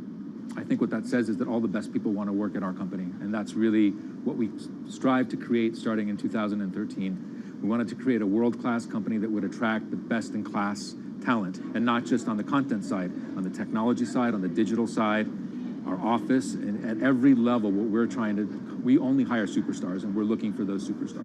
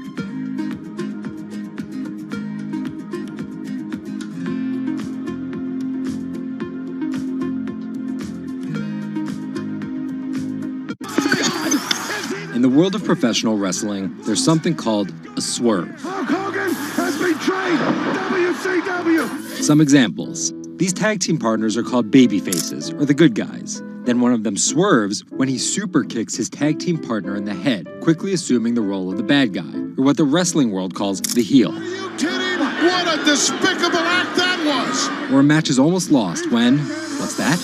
The superstar wrestler appears out of nowhere sprinting down the aisle to save the match. That's the Warriors music! It's the Ultimate Warrior! That's a swerve. So it should go as no surprise that World Wrestling Entertainment, known as the WWE, the most popular brand of sports entertainment in the world, is prepared for any swerves that come their way. So here's the story of how the WWE learned to see the swerve coming.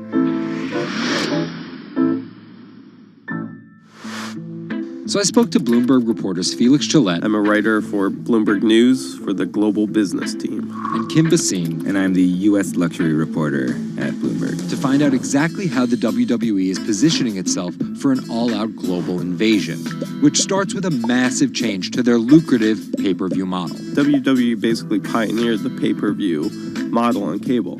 I remember as a kid when the pay-per-view events came up, all of our friends would scramble around and try and get one of the parents to pay for it. But in 2014, they took a huge risk. They saw a little bit sooner than some of the other entertainment brands that where this whole thing was moving was away from cable and satellite television and towards on-demand streaming video apps. They made this risky decision, in essence, cannibalizing that pay-per-view model, which they had essentially built. And after some early turbulence, it's working. Roughly 1.5 million people are paying $9.99 a month for the WWE app, making it the 5th most popular streaming OTT service. This adapt-or-die approach is in the WWE's DNA. Over the past 30 years, the company always seems to think 2 steps ahead. In the early 90s, WWE was at its most threatened when Ted Turner took them on with WCW, which stands for World Championship Wrestling. And back then, the WCW was winning the ratings war. So in order to compete with them, WWE had changed its product from a family-friendly kind of cartoonish style to this really raw. That's why they called their show Raw. It was this raw style of wrestling. With violent, outrageous, reality-inspired plot lines and aggressive personas. From a 16-foot ladder! And they won that fight against Ted Turner. And they bought WCW. The early 2000s ushered in an era of testosterone-driven programming aimed at the red-blooded American male. Bra and panties matches, and people smash each other over their head with like barbed wire bats and things like that. Until 2015, when WWE fans started a hashtag #GiveDivas a Chance. Since then, WWE has hired 40 more female wrestlers, and that growing cast of female characters was part of a much larger plan. They started to try to appeal to a broader set of people. Let's attract more female fans. And after we've attracted more female fans, let's attract more international fans. They're broadening their base and they're... Okay guys, I will put a little bit lower my order to sell short at 121.14. Right here. Let's see if I will be able to sell short if the price will go up to this level, yes,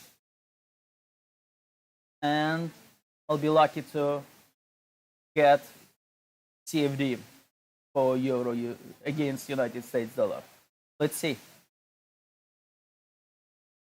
Yeah, he's a very controlling guy, and it's a very, very, very tightly scripted company. And that goes all the way down the board to big stars' entrance music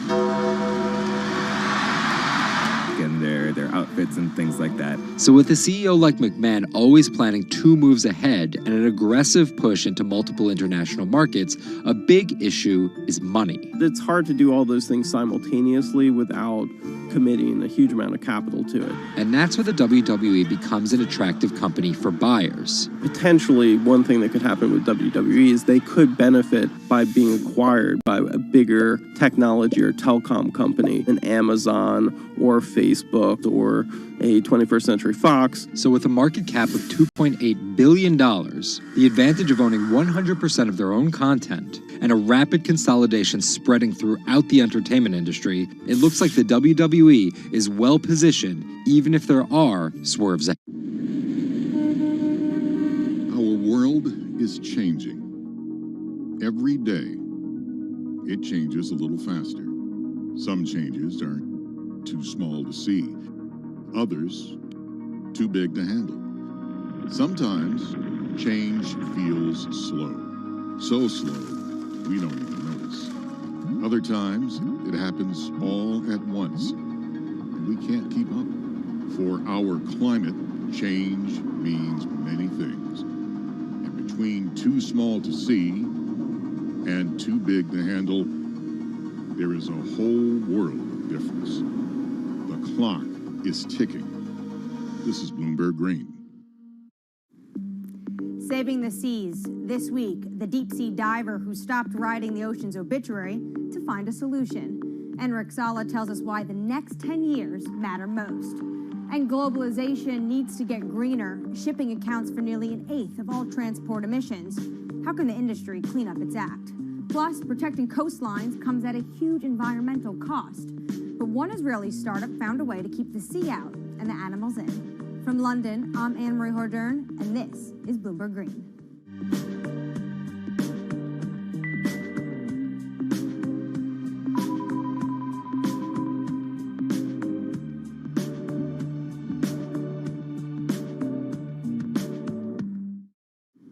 After more than a decade of studying the ocean as an academic, Enric Sala realized he was writing the ocean's obituary. He quit his job and became a full-time conservationist. As an in-house explorer for National Geographic, he's clocked more than 5,000 open water dives. He's also founded Pristine Seas, a project that combines exploration, research, and media to lobby countries to protect their oceans. To date, it has helped create marine reserves equivalent to half the size of Canada. I spoke to him about his mission and why it's so urgent. The state of the world's oceans is really bad. We have lost 90% of the large fish in the ocean. Sharks, groupers, cod, tuna. More than half of the fish stocks are overfished, which means that we are taking them out of the water faster than they can reproduce. More than half of the ocean is affected by industrial fishing, and global warming is killing coral reefs all around the world. The ocean is in a trajectory of decline.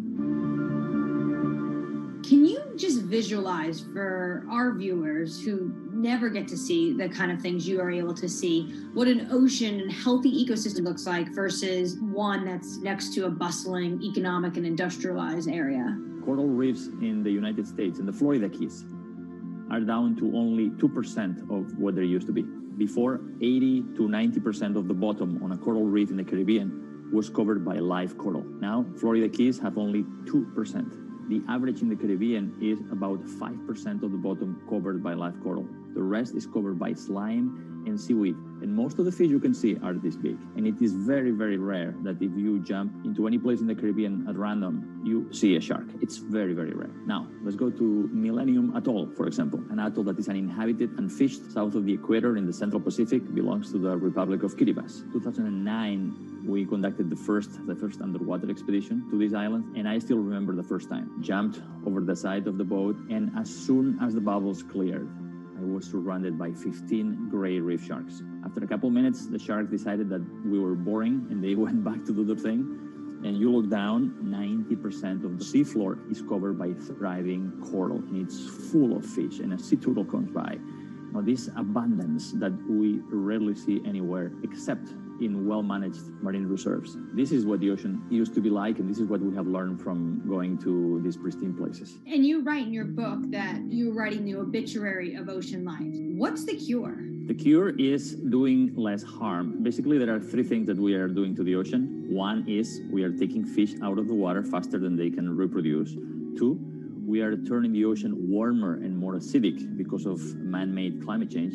And three, we are throwing in everything that we don't want, our waste and our plastic. We need basically to reverse these trends. Does this mean that a lot of this falls to governments and their policies? That's a big part of it, because it is governments that regulate fishing and mineral extraction and oil extraction. It is governments that have the legal authority to create large marine reserves in the ocean. But also, local communities have an important role to play, because some of the most successful protected areas in the ocean are community-led and community-managed marine reserves. So when the fish come back, the divers come in. And that creates huge economic opportunities through ecotourism. These areas that are managed by communities are very successful because the communities have a vested interest in having as many fish as possible inside them so they can enjoy the benefits. What from the pandemic has changed your view when it comes to protection of the environment? Nature has given us a very strong signal of how fast it can recover if we just give it space. Everybody was fascinated by all these videos of the whales and the dolphins coming into marinas, and mountain lions on the streets of Santiago in Chile, wild goats in the UK. Nature has this extraordinary ability to bounce back if we just give it space. This is why we need to protect at least 30% of the planet by 2030. How do healthy marine ecosystems help in the fight against climate change, though? Most people see the ocean as a victim of climate change. But the ocean can also be a solution, because we know that the more life that is in the ocean, like big fish and big whales, the more these organisms help to make the ocean productive and absorb more CO2. the kelp forest, seagrass beds. All of these are important ecosystems in the ocean that are similar to the forest on the land, that capture a lot of our carbon pollutions. What are you most excited about in your field? We have 10 years to fix this problem. Global fisheries catch is going down, stocks are collapsing. Business as usual means that by 2050, 90% of the coral reefs are gone, that most commercial fisheries have collapsed. That affects food security, that affects migration of people. We have 10 years to get to peak greenhouse gas emissions and then go carbon neutral by 2050. And we have 10 years to protect at least 30% of the ocean so we can restore much of this health and productivity, not just for saving biodiversity, but also saving our life support system. We are not talking about something that is apart from us. We are not apart from nature. We are a part of nature. So these 10 years are probably the most critical in the history of humanity. The most accurate measurements of changing oceans will come from space. While Enric Sala explores what lies beneath, a new satellite is giving us data from above. We'll learn more about our oceans and climate change, but from space. A new satellite's been launched from California.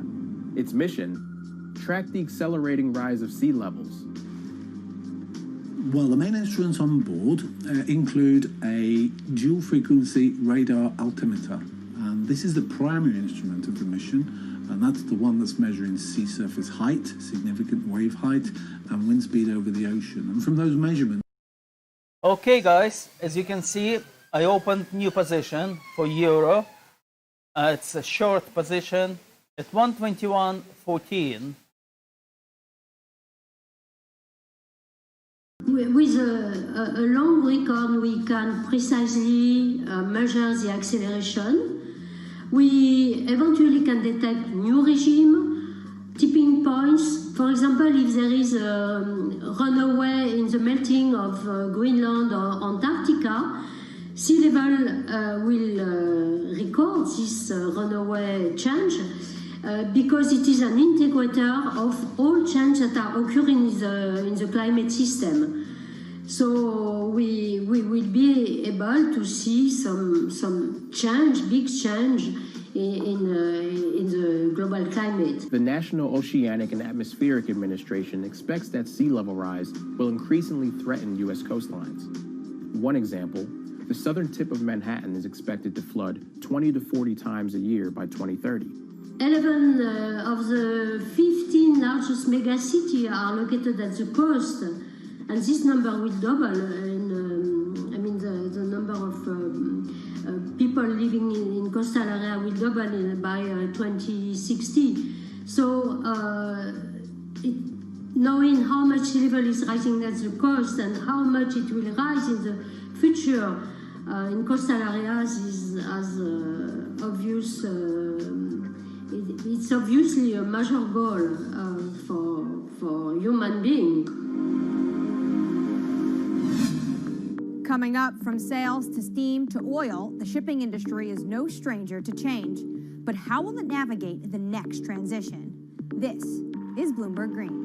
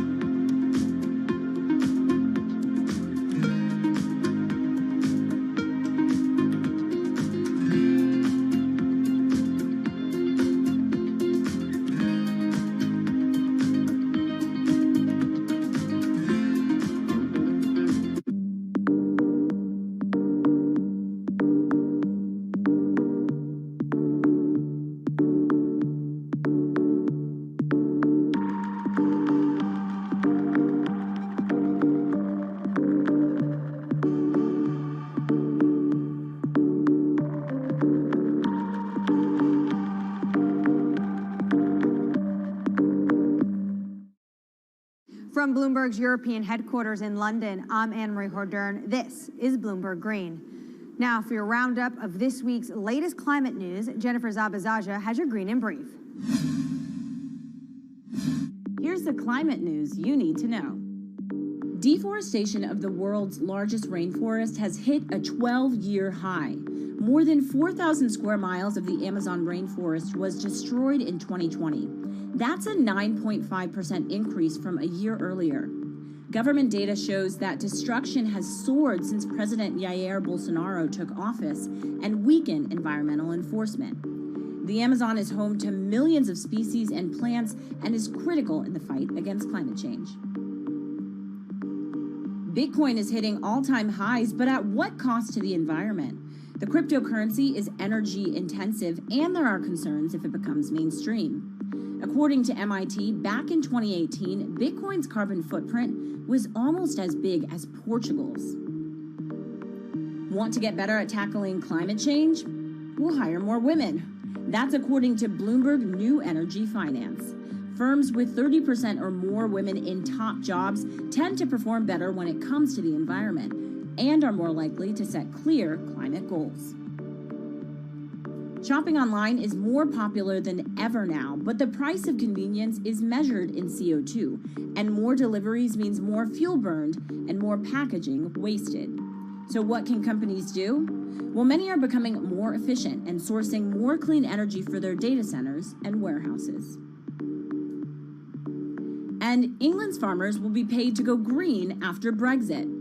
As European subsidies are phased out, they'll get new money to encourage them to produce healthy, sustainable food. Poor farming practices are one of the leading drivers of water pollution and the loss of biodiversity. I'm Jennifer Zabasaja in New York. Anne-Marie, back to you. The shipping industry is more than just the grease on the wheels of globalization. It's its chief enabler. 11 billion tons of goods are transported by ship each year, the biggest contributors being 2 billion tons of oil, 1 billion tons of iron ore, and 350 million tons of grain. According to the International Chamber of Shipping, 80% of Europe's imports and exports happen over the seas. And for such a vast industry, it also contributes its fair share of emissions. Shipping makes up 12% of global transport energy consumption. So how does it clean up its act? Earlier, I caught up with Bloomberg Green reporter Laura Milan about just how big of a challenge this is going to be for the industry. One of the main issues is size. So about 90% of the world's cargo is moved by ships. So obviously changing such a huge industry is not going to be fast and it's not going to be easy. The second issue has to do with technology. So ships obviously travel for many days at sea. It's not as easy for them to refuel as it would be for a car, for example, going on a road. And the sector still hasn't found a technology that's economically viable and that's zero emissions and equivalent to the electric batteries for cars, for example. But actions are being put in place to make the industry a bit more environmentally friendly. Walk us through those steps that they're taking. That's it. So there's a first step that would involve using low emission fuels or biofuels that would significantly reduce the existing emissions. And then at a regulatory level, when it comes to the policy and the governments, there are steps being made as well. I would say that the most significant ones come from the European Union, which started to track emissions a few years ago and is now looking to include shipping emissions in the emissions trading system. So that would significantly reduce and help calculate the emissions from the shipping industry. Now, China is taking similar steps. So at the moment, regions need to report shipping emissions to the central government. And finally, we have the International Maritime Organization with a pledge to reduce shipping emissions by 50% in 2050. Now, we must say that that pledge has been considered insufficient by environmental groups, but at least some steps are being taken.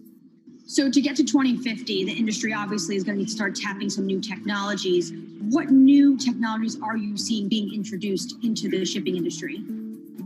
So we have seen pilot technologies being developed for years now, but what's interesting about this current moment is that we're seeing big players invest in these technologies that are not yet economically viable, but that one day might be. So for example, we are seeing earlier this year, the world's largest agricultural commodities trader, Cargill, saying they will invest in attaching sails to their ships so they can make any technology that they run their ships on more efficient. Similarly, we have seen a spin-off of Airbus, the aeronautics company, developing a similar application with kites. We have been following also developments in hydrogen. So at the moment, hydrogen fuel seems like a good option, a possible option when it has been developed and when it becomes economically viable.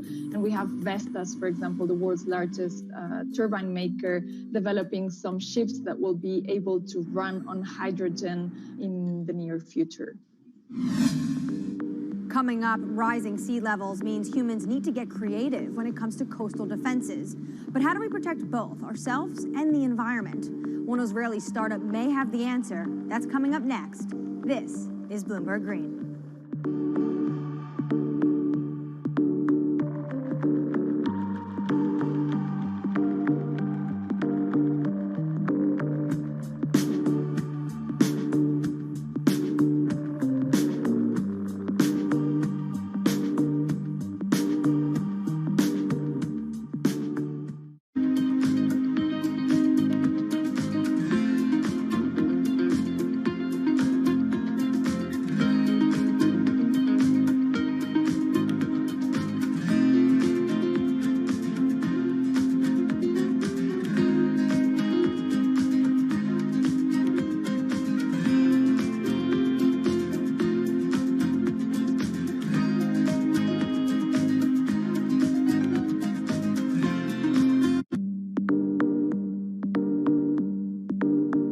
In London, I'm Anne-Marie Hordern. This is Bloomberg Green. After water, what's the resource that humans use the most?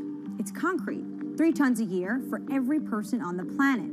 And engineers estimate it's used twice as much as all other building materials combined. And it comes with a huge environmental cost. Concrete, not just in cities, it's a common feature on our coastlines too. And that's taking a toll on biodiversity. But one Israeli startup has found a way of making sea defenses stronger and encouraging life to thrive.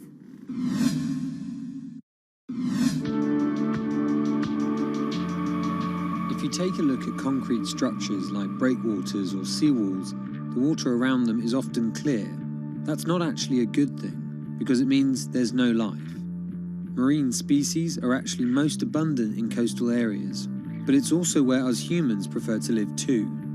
So when we build here, we drive away marine life. Concrete in the marine world has a lot of additives, a lot of chemicals, and some of those materials are actually leaching out, and they're actually prohibiting marine life to thrive. If we keep developing without any regards to natural communities, there is a tilting point from which beyond we cannot really go back.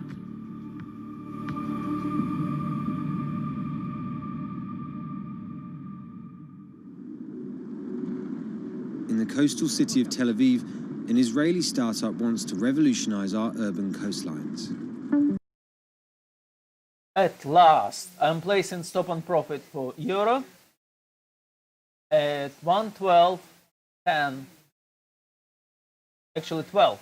121, sorry, 121.12. Okay.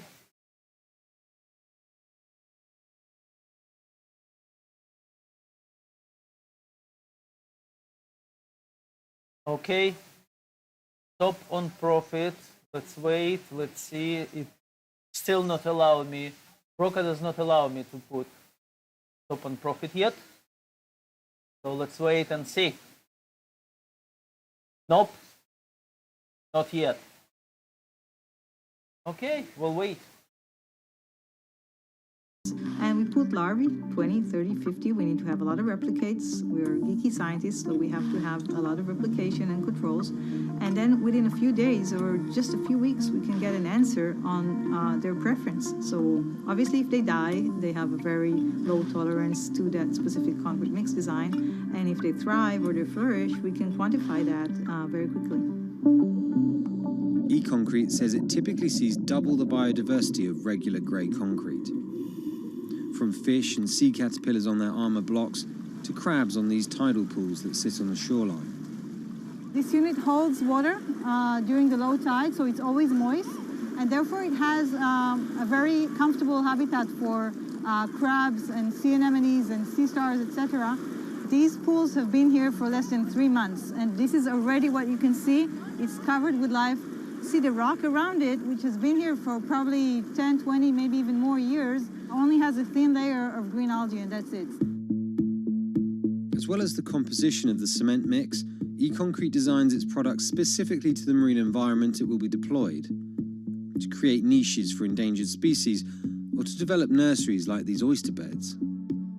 The final part of the equation is creating complex surface textures to mimic natural rock or coral, an environment that helps anchor young organisms. When concrete elements are being cast, the typical goal is to have a very slick surface, very, very smooth. The idea is to get the water to flow right across it. When we're designing E-Concrete with a rough surface, we want to do the complete opposite. We want to slow the water when they are crossing the structure so that the larvae can actually adhere and attach to the surface. E-Concrete has to offer its clients more than just ecological credentials. Over time, they've discovered that creating hospitable habitats for marine life adds another advantage, one that is surely hard to ignore. We've seen evidence to the fact that the growth of the organisms on the concrete create kind of a layer of defense.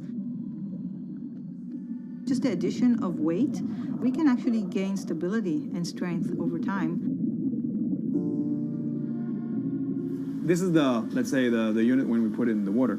And this is after a year in the water. And what you can see here is all the oysters are completely covering it. We designed the units so they can withstand the forces and perform in terms of structural performance, but they can also be a backbone for ecological enhancement. The company tests its miniature designs in tanks full of real seawater, rocks, plants, and animal life from around the world. What we're looking for is the accumulation of calcium carbonate on the surface of the concrete of different mixes and different designs. This is the process that we call it biogenic buildup. So with time, we get a buildup of calcium carbonate that is sourced from marine organisms on the surface of the concrete. And we actually encapsulate the concrete with a natural rock. So when the organism die, in the case of a coral, it will die, and then another coral will sit on it, and that's how a reef is growing. The hope that our man-made structures could become stronger over time also means better economics. The units require less maintenance and could therefore stay in the water for longer. E-Concrete, though, is just a few years old, so it needs more time to really quantify the longevity of its products. But the company are certain their products are better for the environment, and not just in terms of improving biodiversity. We're kind of trying to offset some of that immense carbon footprint of the concrete industry. Construction is responsible for about 11% of global carbon emissions. By adding a biological crust to their products, E-Concrete prevents some CO2 from being released into the atmosphere.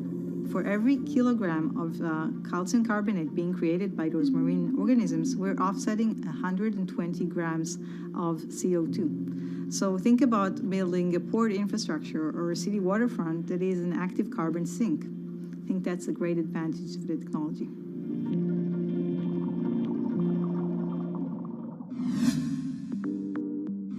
That does it for this week, but let's keep the conversation going on Twitter. Follow us at Climate. I'm Anne-Marie Hordern, and this is Bloomberg Green.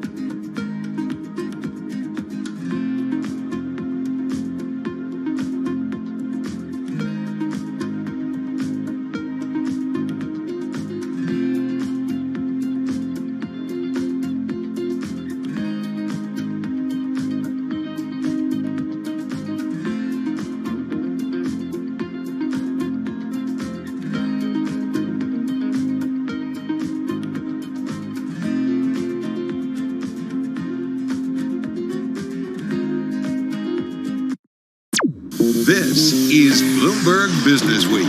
Insight from the reporters and editors who bring you America's most trusted business magazine. Plus, global business, finance, and tech news as it happens. Bloomberg Business Week with Carol Masser on Bloomberg Radio. Live from our headquarters in New York City. It is, and we're also streaming on YouTube. It is TGIF Friday, December 11th, 2020. Carol Masser along with Tim Stenovic. I had to remember where I was. Happy Friday. Happy Friday. We're at Friday. That's where we are.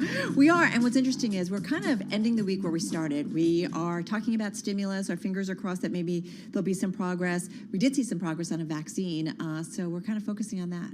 Yeah, we certainly are. I mean, look, as we said all week, it cannot come soon enough. No. Despite the news last night, there's still one more hurdle to go. Yeah, there is. And in the meantime, we've got a lot of companies that are just moving ahead with their strategies, including Disney, which we're going to do a deep dive on in just a moment. Let's get you going, though, on this Friday with a check on the trading day. Let's bring in Charlie. All right. I thank you very much. Happy Friday to you both. You mentioned Disney. Don't want to steal your thunder, but we've got Disney at a record, surging 15.5%. Disney at a record after issuing a bold forecast for its new streaming services.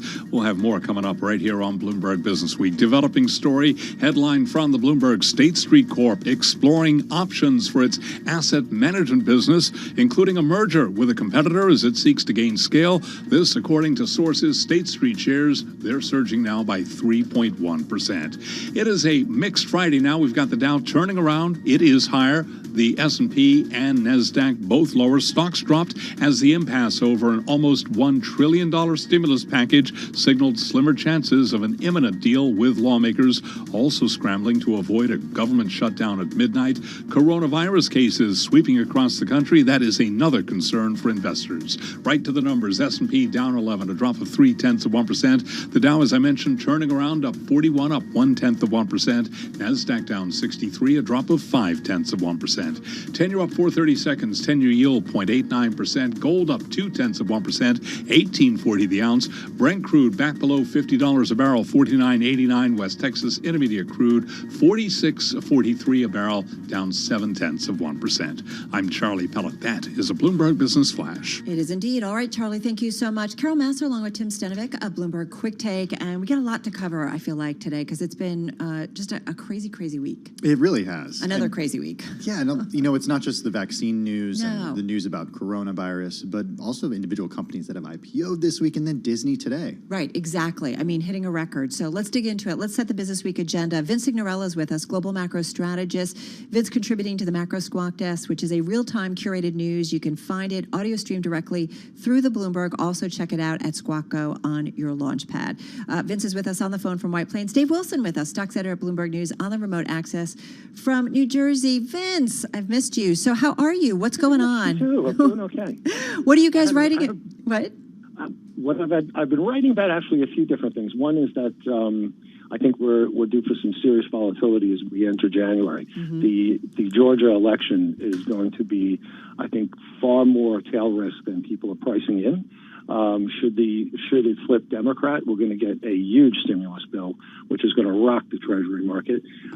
If we don't, then we're probably going to get more headaches in Washington about what kind of bill we're going to get, and that's going to cause a lot of volatility, I think, as well. What about when it comes to equities? I mean, what are equity investors pricing in as a result in Georgia? Are they thinking that Republicans are going to hold? I think more or less they are, and then the big surprise would be obviously if they don't. And in the short term, I think you'd see stocks rocket. I mean, that would be, you'd be looking at least if the Democrats controlled both houses and the presidency, you'd be looking at least what Pelosi's initial bid was at $3.5 trillion. And I have some friends on the street who think it could potentially be north of $5 trillion. That is massive. Yeah. It would be massive for equity markets. But I must add in the short term, because eventually that debt is going to catch up to everyone, because it's also going to bring much, much higher interest rates. Well, that's so interesting to hear, because the narrative that we got right after the election, when it looked like what we would see is Republicans maintaining control of the Senate and Democrats having the House and the presidency, was gridlock is good, and investors loved it. Right. Yeah, that is usually the case, but in this particular case, you have to throw the COVID-19 in there, which I think, not to sound cliche-ish, but this time is different. That makes a big difference as to what the economy is going to do in the interim that the vaccine gets here. So if if we do flip to Democrat, and the reason behind that is a lot of people are starting to think that by Trump continuing this fight of not losing the election, it's going to turn off Republican voters in the state of Georgia by basically telling them the election is rigged, why come out? And if they don't come out, the Democrats will win, and that will definitely shift the risk sentiment full gear on as fast as you can possibly get it. Right. But you're going to see a massive deficit and a big jump in yields if that should happen, and eventually that'll catch up with. Got to mention a headline coming from the Washington Post. The FDA head told to quit if the vaccine not authorized today. So again, this is coming from the Washington Post. We know we got the advisory council for the FDA signing off and recommending the Pfizer vaccine yesterday. Of course, now the timeline is for the full FDA to really weigh in on this, and they are working, certainly from the headlines we've seen, pretty quickly. But again, this is coming from the Washington Post. The FDA head told to quit if a vaccine is not authorized today. Dave Wilson, forgive us, we haven't forgotten about you. We're off our lows when it comes to the equity trade. What's the thinking? What's going on here? What's moving stocks higher at this point? Well, you know, one thing that stands out about today is you think about the biggest technology companies, they touch on 3 of the 11 main industry groups in the S&P 500. Technology first and foremost, but that group is down largely because of Qualcomm, the possibility that Apple is going to produce its own cellular modems, and that's something that Qualcomm provides for the iPhone and other products now. So you turn it on its head, you see, in terms of what's up, communication services, and that is largely a Walt Disney story because Disney is part of that group, and, you know, the shares, you're going to be talking about them later, they've taken off in today's trading. And then there's consumer discretionary, which is, you know, Amazon.com and whatnot, and that's sort of middle of the pack today, actually lower. So, you know, you tend to think of these 3 groups all together, and today it's just not playing out that way because of the individual stories beyond the biggest technology companies that we tend to focus on. Yeah, exactly. Hey, Vince Signorella, before we go, I know you sent us all and shared around something that was on a lighter note. Just quickly, briefly, because we got a lot of news going on. Well, I just want to pass along a young man this last weekend celebrated his 21st birthday and legally was allowed to have his first drink. And when he was 15, his father passed away and gave his mother a $10 bill, which they put into a card and saved for his birthday party on Sunday because his dad wanted to buy him his first beer. It's a really sweet story. I think his sister saved the money and then kind of tucked it away, and then they brought it out. So with all the hard stuff and harsh stuff that's going on, it's nice to get kind of a sweet story like that. Vince, have a great weekend. Good to check in with you. Dave, we're going to hear from you a little bit later on. I want to go back just quickly, that headline from the Washington Post that the FDA head told to quit if a COVID vaccine is not authorized today. Earlier, we heard from the New York Times that the FDA was accelerating the timeline for issuing that emergency authorization for Pfizer's COVID-19 vaccine, aiming to issue it by Friday evening after planning as recently as Thursday night to finalize that on Saturday. This is, Tim, a fluid situation. Yeah, it certainly is, and it doesn't solve the problem of getting the vaccine to a large number of people once it is approved. The logistical side of it, right? Not just the logistical side. I mean, just the fact that Pfizer can't make enough of this stuff more, quickly enough. The New York Times just had a fantastic story earlier this week talking about how the U.S. government essentially passed up the opportunity a few months ago to purchase 100 million more doses of the vaccine. Right. And those doses now going to another country. Right, that was over the summer. My family's got like an internal chat going on around that as well. We're going to talk about all of this. We've got a couple of great guests on the virus. Dr. Iman Abu Zaid, she's CEO and co-founder at Incredible Health. She's going to join us. Dr. Ian Lustbader over at NYU Langone is going to be with us. And then we are going to talk about Disney trading at a record. I mean, this company really leaning in big time into streaming. Yeah, I mean, now becoming serious competition for Netflix, and how quickly they were able to grow Disney Plus is mind-blowing. I mean, reaching a 5-year target in 11 months. There's a great column, too, by Tara LaChapelle. She's going to join us about Star, which people don't really talk about, but that has a lot to do with international expansion. We've also going to talk about The Tree Man, which is Chuck Leavell. He's an incredible musician, played with the Allman Brothers, the Stones, Eric Clapton. He's also an environmentalist, and there's a new documentary, and he's going to join us along with the director of that film. First up, though, a lot going on. Let's get a check on world and national news over to Nancy Lyons in D.C. Hi, Nance. Hey, Carol, the Senate has passed a one-week government spending bill, giving President Trump just enough time to sign it and avert a government shutdown after current funding runs out at midnight tonight. Lawmakers are hoping to use the spending bill to attach a new stimulus plan, which is still under debate. Well, the White House is reportedly threatening the FDA commissioner that if the Pfizer vaccine for coronavirus is not approved by today, then he'll need to submit his resignation. This is according to the Washington Post. Earlier today, Health and Human Services Secretary Alex Azar said the FDA had informed Pfizer they do intend to proceed toward an emergency use authorization for the first vaccine in the U.S. The New York Times reports that authorization could come tonight. Azar tells ABC's Good Morning America vaccinations should start early next week, and he's dismissing concerns about supply shortages. We're looking at 20 million Americans being vaccinated just in the next coming weeks, up to 50 million total by the end of January, and we believe we could have 100 million actual vaccinations in arm by the end of February. Azar says even though vaccines are coming, Americans still need to avoid large gatherings and remain masked. President-elect Joe Biden continues to fill positions within his administration. He'll be announcing several more this afternoon. Among them is his choice for Director of White House Domestic Policy Council, Susan Rice, who served as President Obama's National Security Advisor. Global news, 24 hours a day, on air and on Bloomberg Quick Take, powered by more than 2,700 journalists and analysts in more than 120 countries. I'm Nancy Lyons. This is Bloomberg. All right, Nance, thank you very much for that update. You're listening to Bloomberg Business Week. Carol Massar along with Tim Stenovic of Bloomberg Quick Take. And one of the big stories, it was, I believe, a headline on the Bloomberg earlier when New York Governor Andrew Cuomo. I've made that mistake before. And called him Chris, too. Andrew Cuomo. They are a powerful family. Yeah, they're everywhere. Has said New York City indoor dining will close as of Monday. So listen, they're watching these statistics. And as we have learned more about this virus over the last 8-9 months, we have learned that where do you see spreading come from? And a lot of times they've been able to trace it back to indoor dining, some of it. Yeah, they have. And I think, as you mentioned, this is widely expected. The timing of it was just sort of a question of when that would happen and how long it's going to happen. On Quick Take earlier today, we spoke to Amanda Cohen. She is the chef and owner at Dirt Candy here in New York City. Yeah. And she actually testified earlier this year in front of the House, and she's been an outspoken proponent of getting more aid from the U.S. government. And she chose not even to open her restaurant when they said that they could open with these restrictions because it didn't make sense financially for her to do it.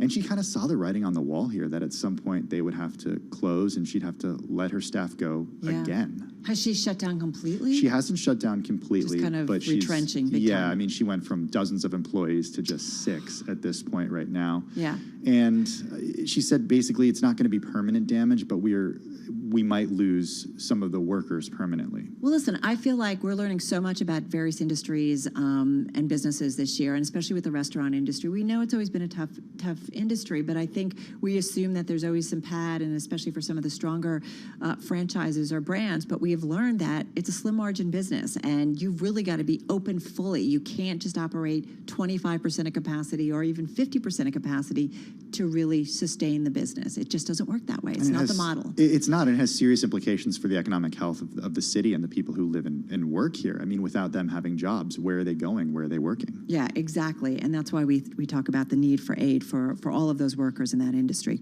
This is Bloomberg.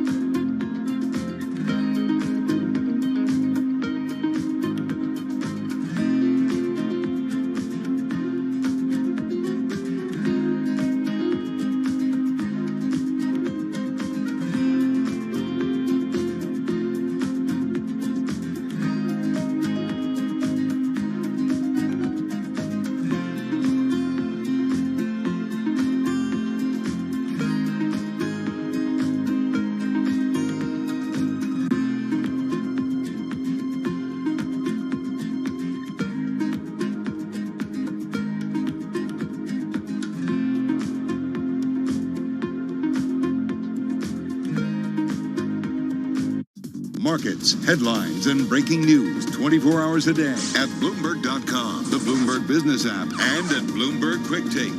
This is a Bloomberg Business Flash. From Bloomberg World headquarters, I'm Charlie Pellet. A volatile session, a turnaround for the Dow. Higher now, the S&P, NASDAQ, they're both lower. Stocks, though, have pared losses as lawmakers pass a stopgap spending bill to avert a government shutdown, but gave no signals of an imminent stimulus deal.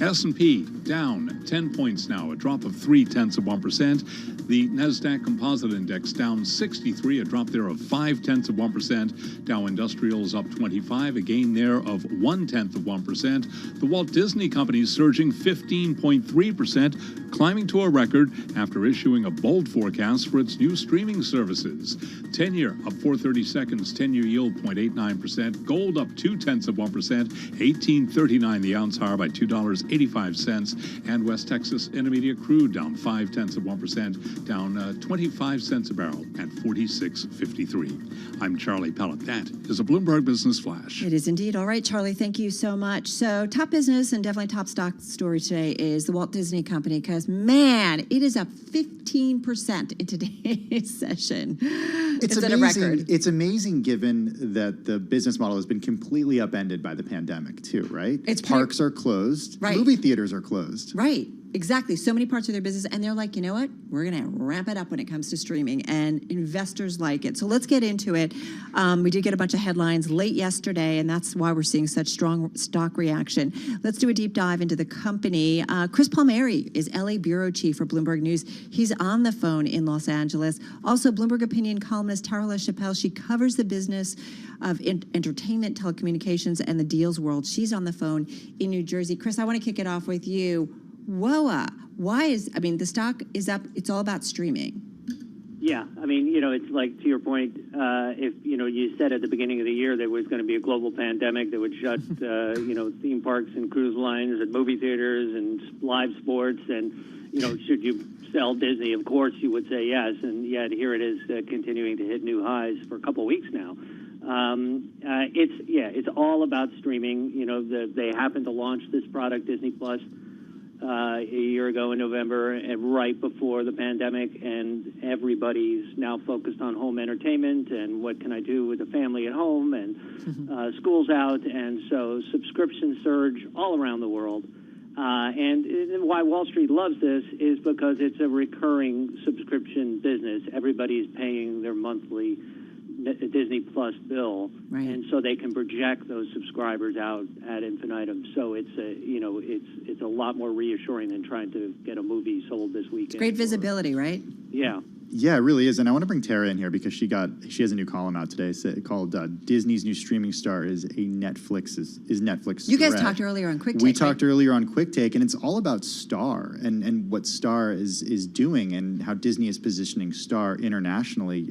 Tara, take us through this because it didn't get a lot of attention when Disney first acquired Star, but now it's kind of become center stage, right? Especially when Bob Chapek is sitting up in front of a big screen and you see the Disney Plus and then you see Star behind it, the logos, Tara.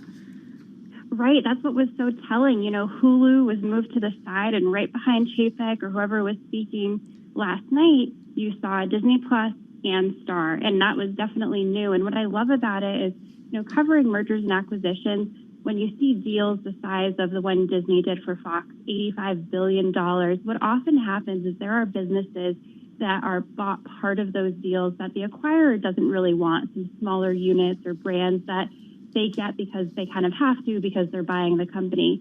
But with Star, I think it was a little overlooked at the time when the deal closed. People said, well, it's an Indian TV brand. Yeah, there's growth there, but it's going to stay kind of a smaller piece of Disney. And instead, Disney is putting it front and center and building this brand into an international streaming powerhouse. It's going to be their global version of Netflix, the brand with all the sort of adult programming beyond the stuff that's on Disney Plus. And it just makes a whole lot of sense. It's kind of filling a hole that Disney Plus had. And I think people are going to like it. It's going to make it a really compelling offering vis-a-vis Netflix. Tara, we won't see it here in the U.S., though, right? We'll see Hulu instead. Right. So they're only doing it outside the U.S. with Star. And in the U.S., it seems like, at least for now, they're sticking with this bundle for $13 a month where you can get Disney Plus, Hulu if you want some more adult programming and ESPN Plus if you're a sports fan. I think the U.S. offering is a little bit messy. They need to figure it out a little bit more, but the global offerings are really compelling.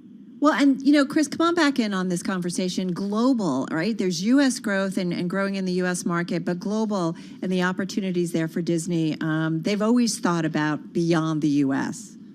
Well, if you look at the projections they made yesterday, 350 million worldwide subscribers by 2024. That's bigger than, Netflix right now is at 195 million, but even our consensus forecast on Bloomberg is for Netflix around 312 million by 2024. So they're basically saying we're going to be bigger than Netflix. They have an advantage, which is they have these 4 streaming services. So you can, if you're a Netflix customer, you're only getting one. They have different plans. You can have with ads or without, but you're not subscribing to both. With Disney, you can easily have 3 different services, so the one customer, 3, plans. So they have that advantage. They're tailoring these for different markets. As Tara said, sports for Latin American customers streaming. In Europe, the sort of FX content and the more adult Fox films are going to be bundled in with Disney Plus for a higher fee. So they're trying all these different strategies. So Tara, if you're Netflix right now, what are you thinking? Because Netflix was the company that invented direct-to-consumer streaming. Is it threatened by Disney's power now? Yeah, it's funny. Netflix will say that they welcome the competition. That's kind of been their motto. That's what they always say. Yeah, they do. They always say that. But I think what it means is that, Netflix isn't standing still. Like they are growing. They're constantly creating new content. So they're going to have more competition. But I think what it means is they kind of try to step that up a little bit. Maybe the quality of the stuff they're putting on their service, maybe more kids stuff so that they can try to compete head on with Disney the way Disney is trying to do with Netflix. But, as a consumer, this is a good time. Everyone's always trying to figure out who's going to be the Netflix killer, who's going to be left standing at the end of the streaming wars. But for consumers, it's important to remember competition is a good thing. It keeps prices low. It keeps the value proposition up. So the more companies that are fighting for our dollars, the better. All right. Listen, we're going to continue this conversation. I know, Tara, we're going to lose you, but I highly recommend that everybody check out her column. We'll put it out on Twitter, but go to Bloomberg.com, or if you're on the Bloomberg, check it out for more details about Star and the streaming strategy. But Chris is going to stick around because I want to dig a little bit deeper into this company and the role of Bob Iger versus Bob Chapek. Yeah, you're just getting spin-off after spin-off after spin-off from Disney right now. It's pretty remarkable, right? And they just continue. Like, this pivot is humongous. We're gonna get the Baby Yoda's own show. I hope. All right, you're listening to Bloomberg.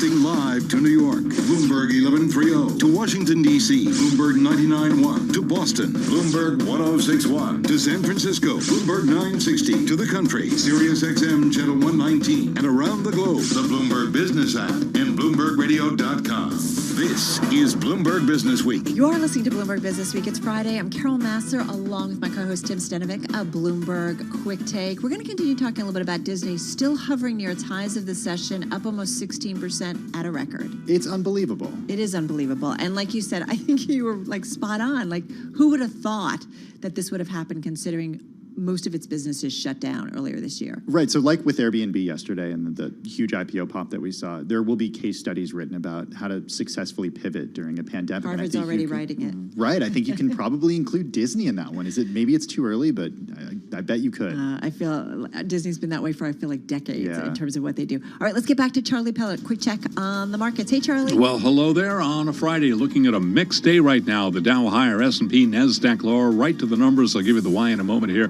S&P down 8, drop now of 0.2%. The Dow up 39. A lot of that having to do with Disney, up 0.1%. NASDAQ down 54, a drop of 0.4%. We've got the 10-year up 4/30 seconds. 10-year yield 0.89%. Gold up 0.2%, 18.40 the ounce. West Texas Intermediate crude oil down 0.3%, 46.64 a barrel. Stocks paired losses as lawmakers passed a stopgap spending bill to avert a government shutdown, but gave no signals of an imminent stimulus deal.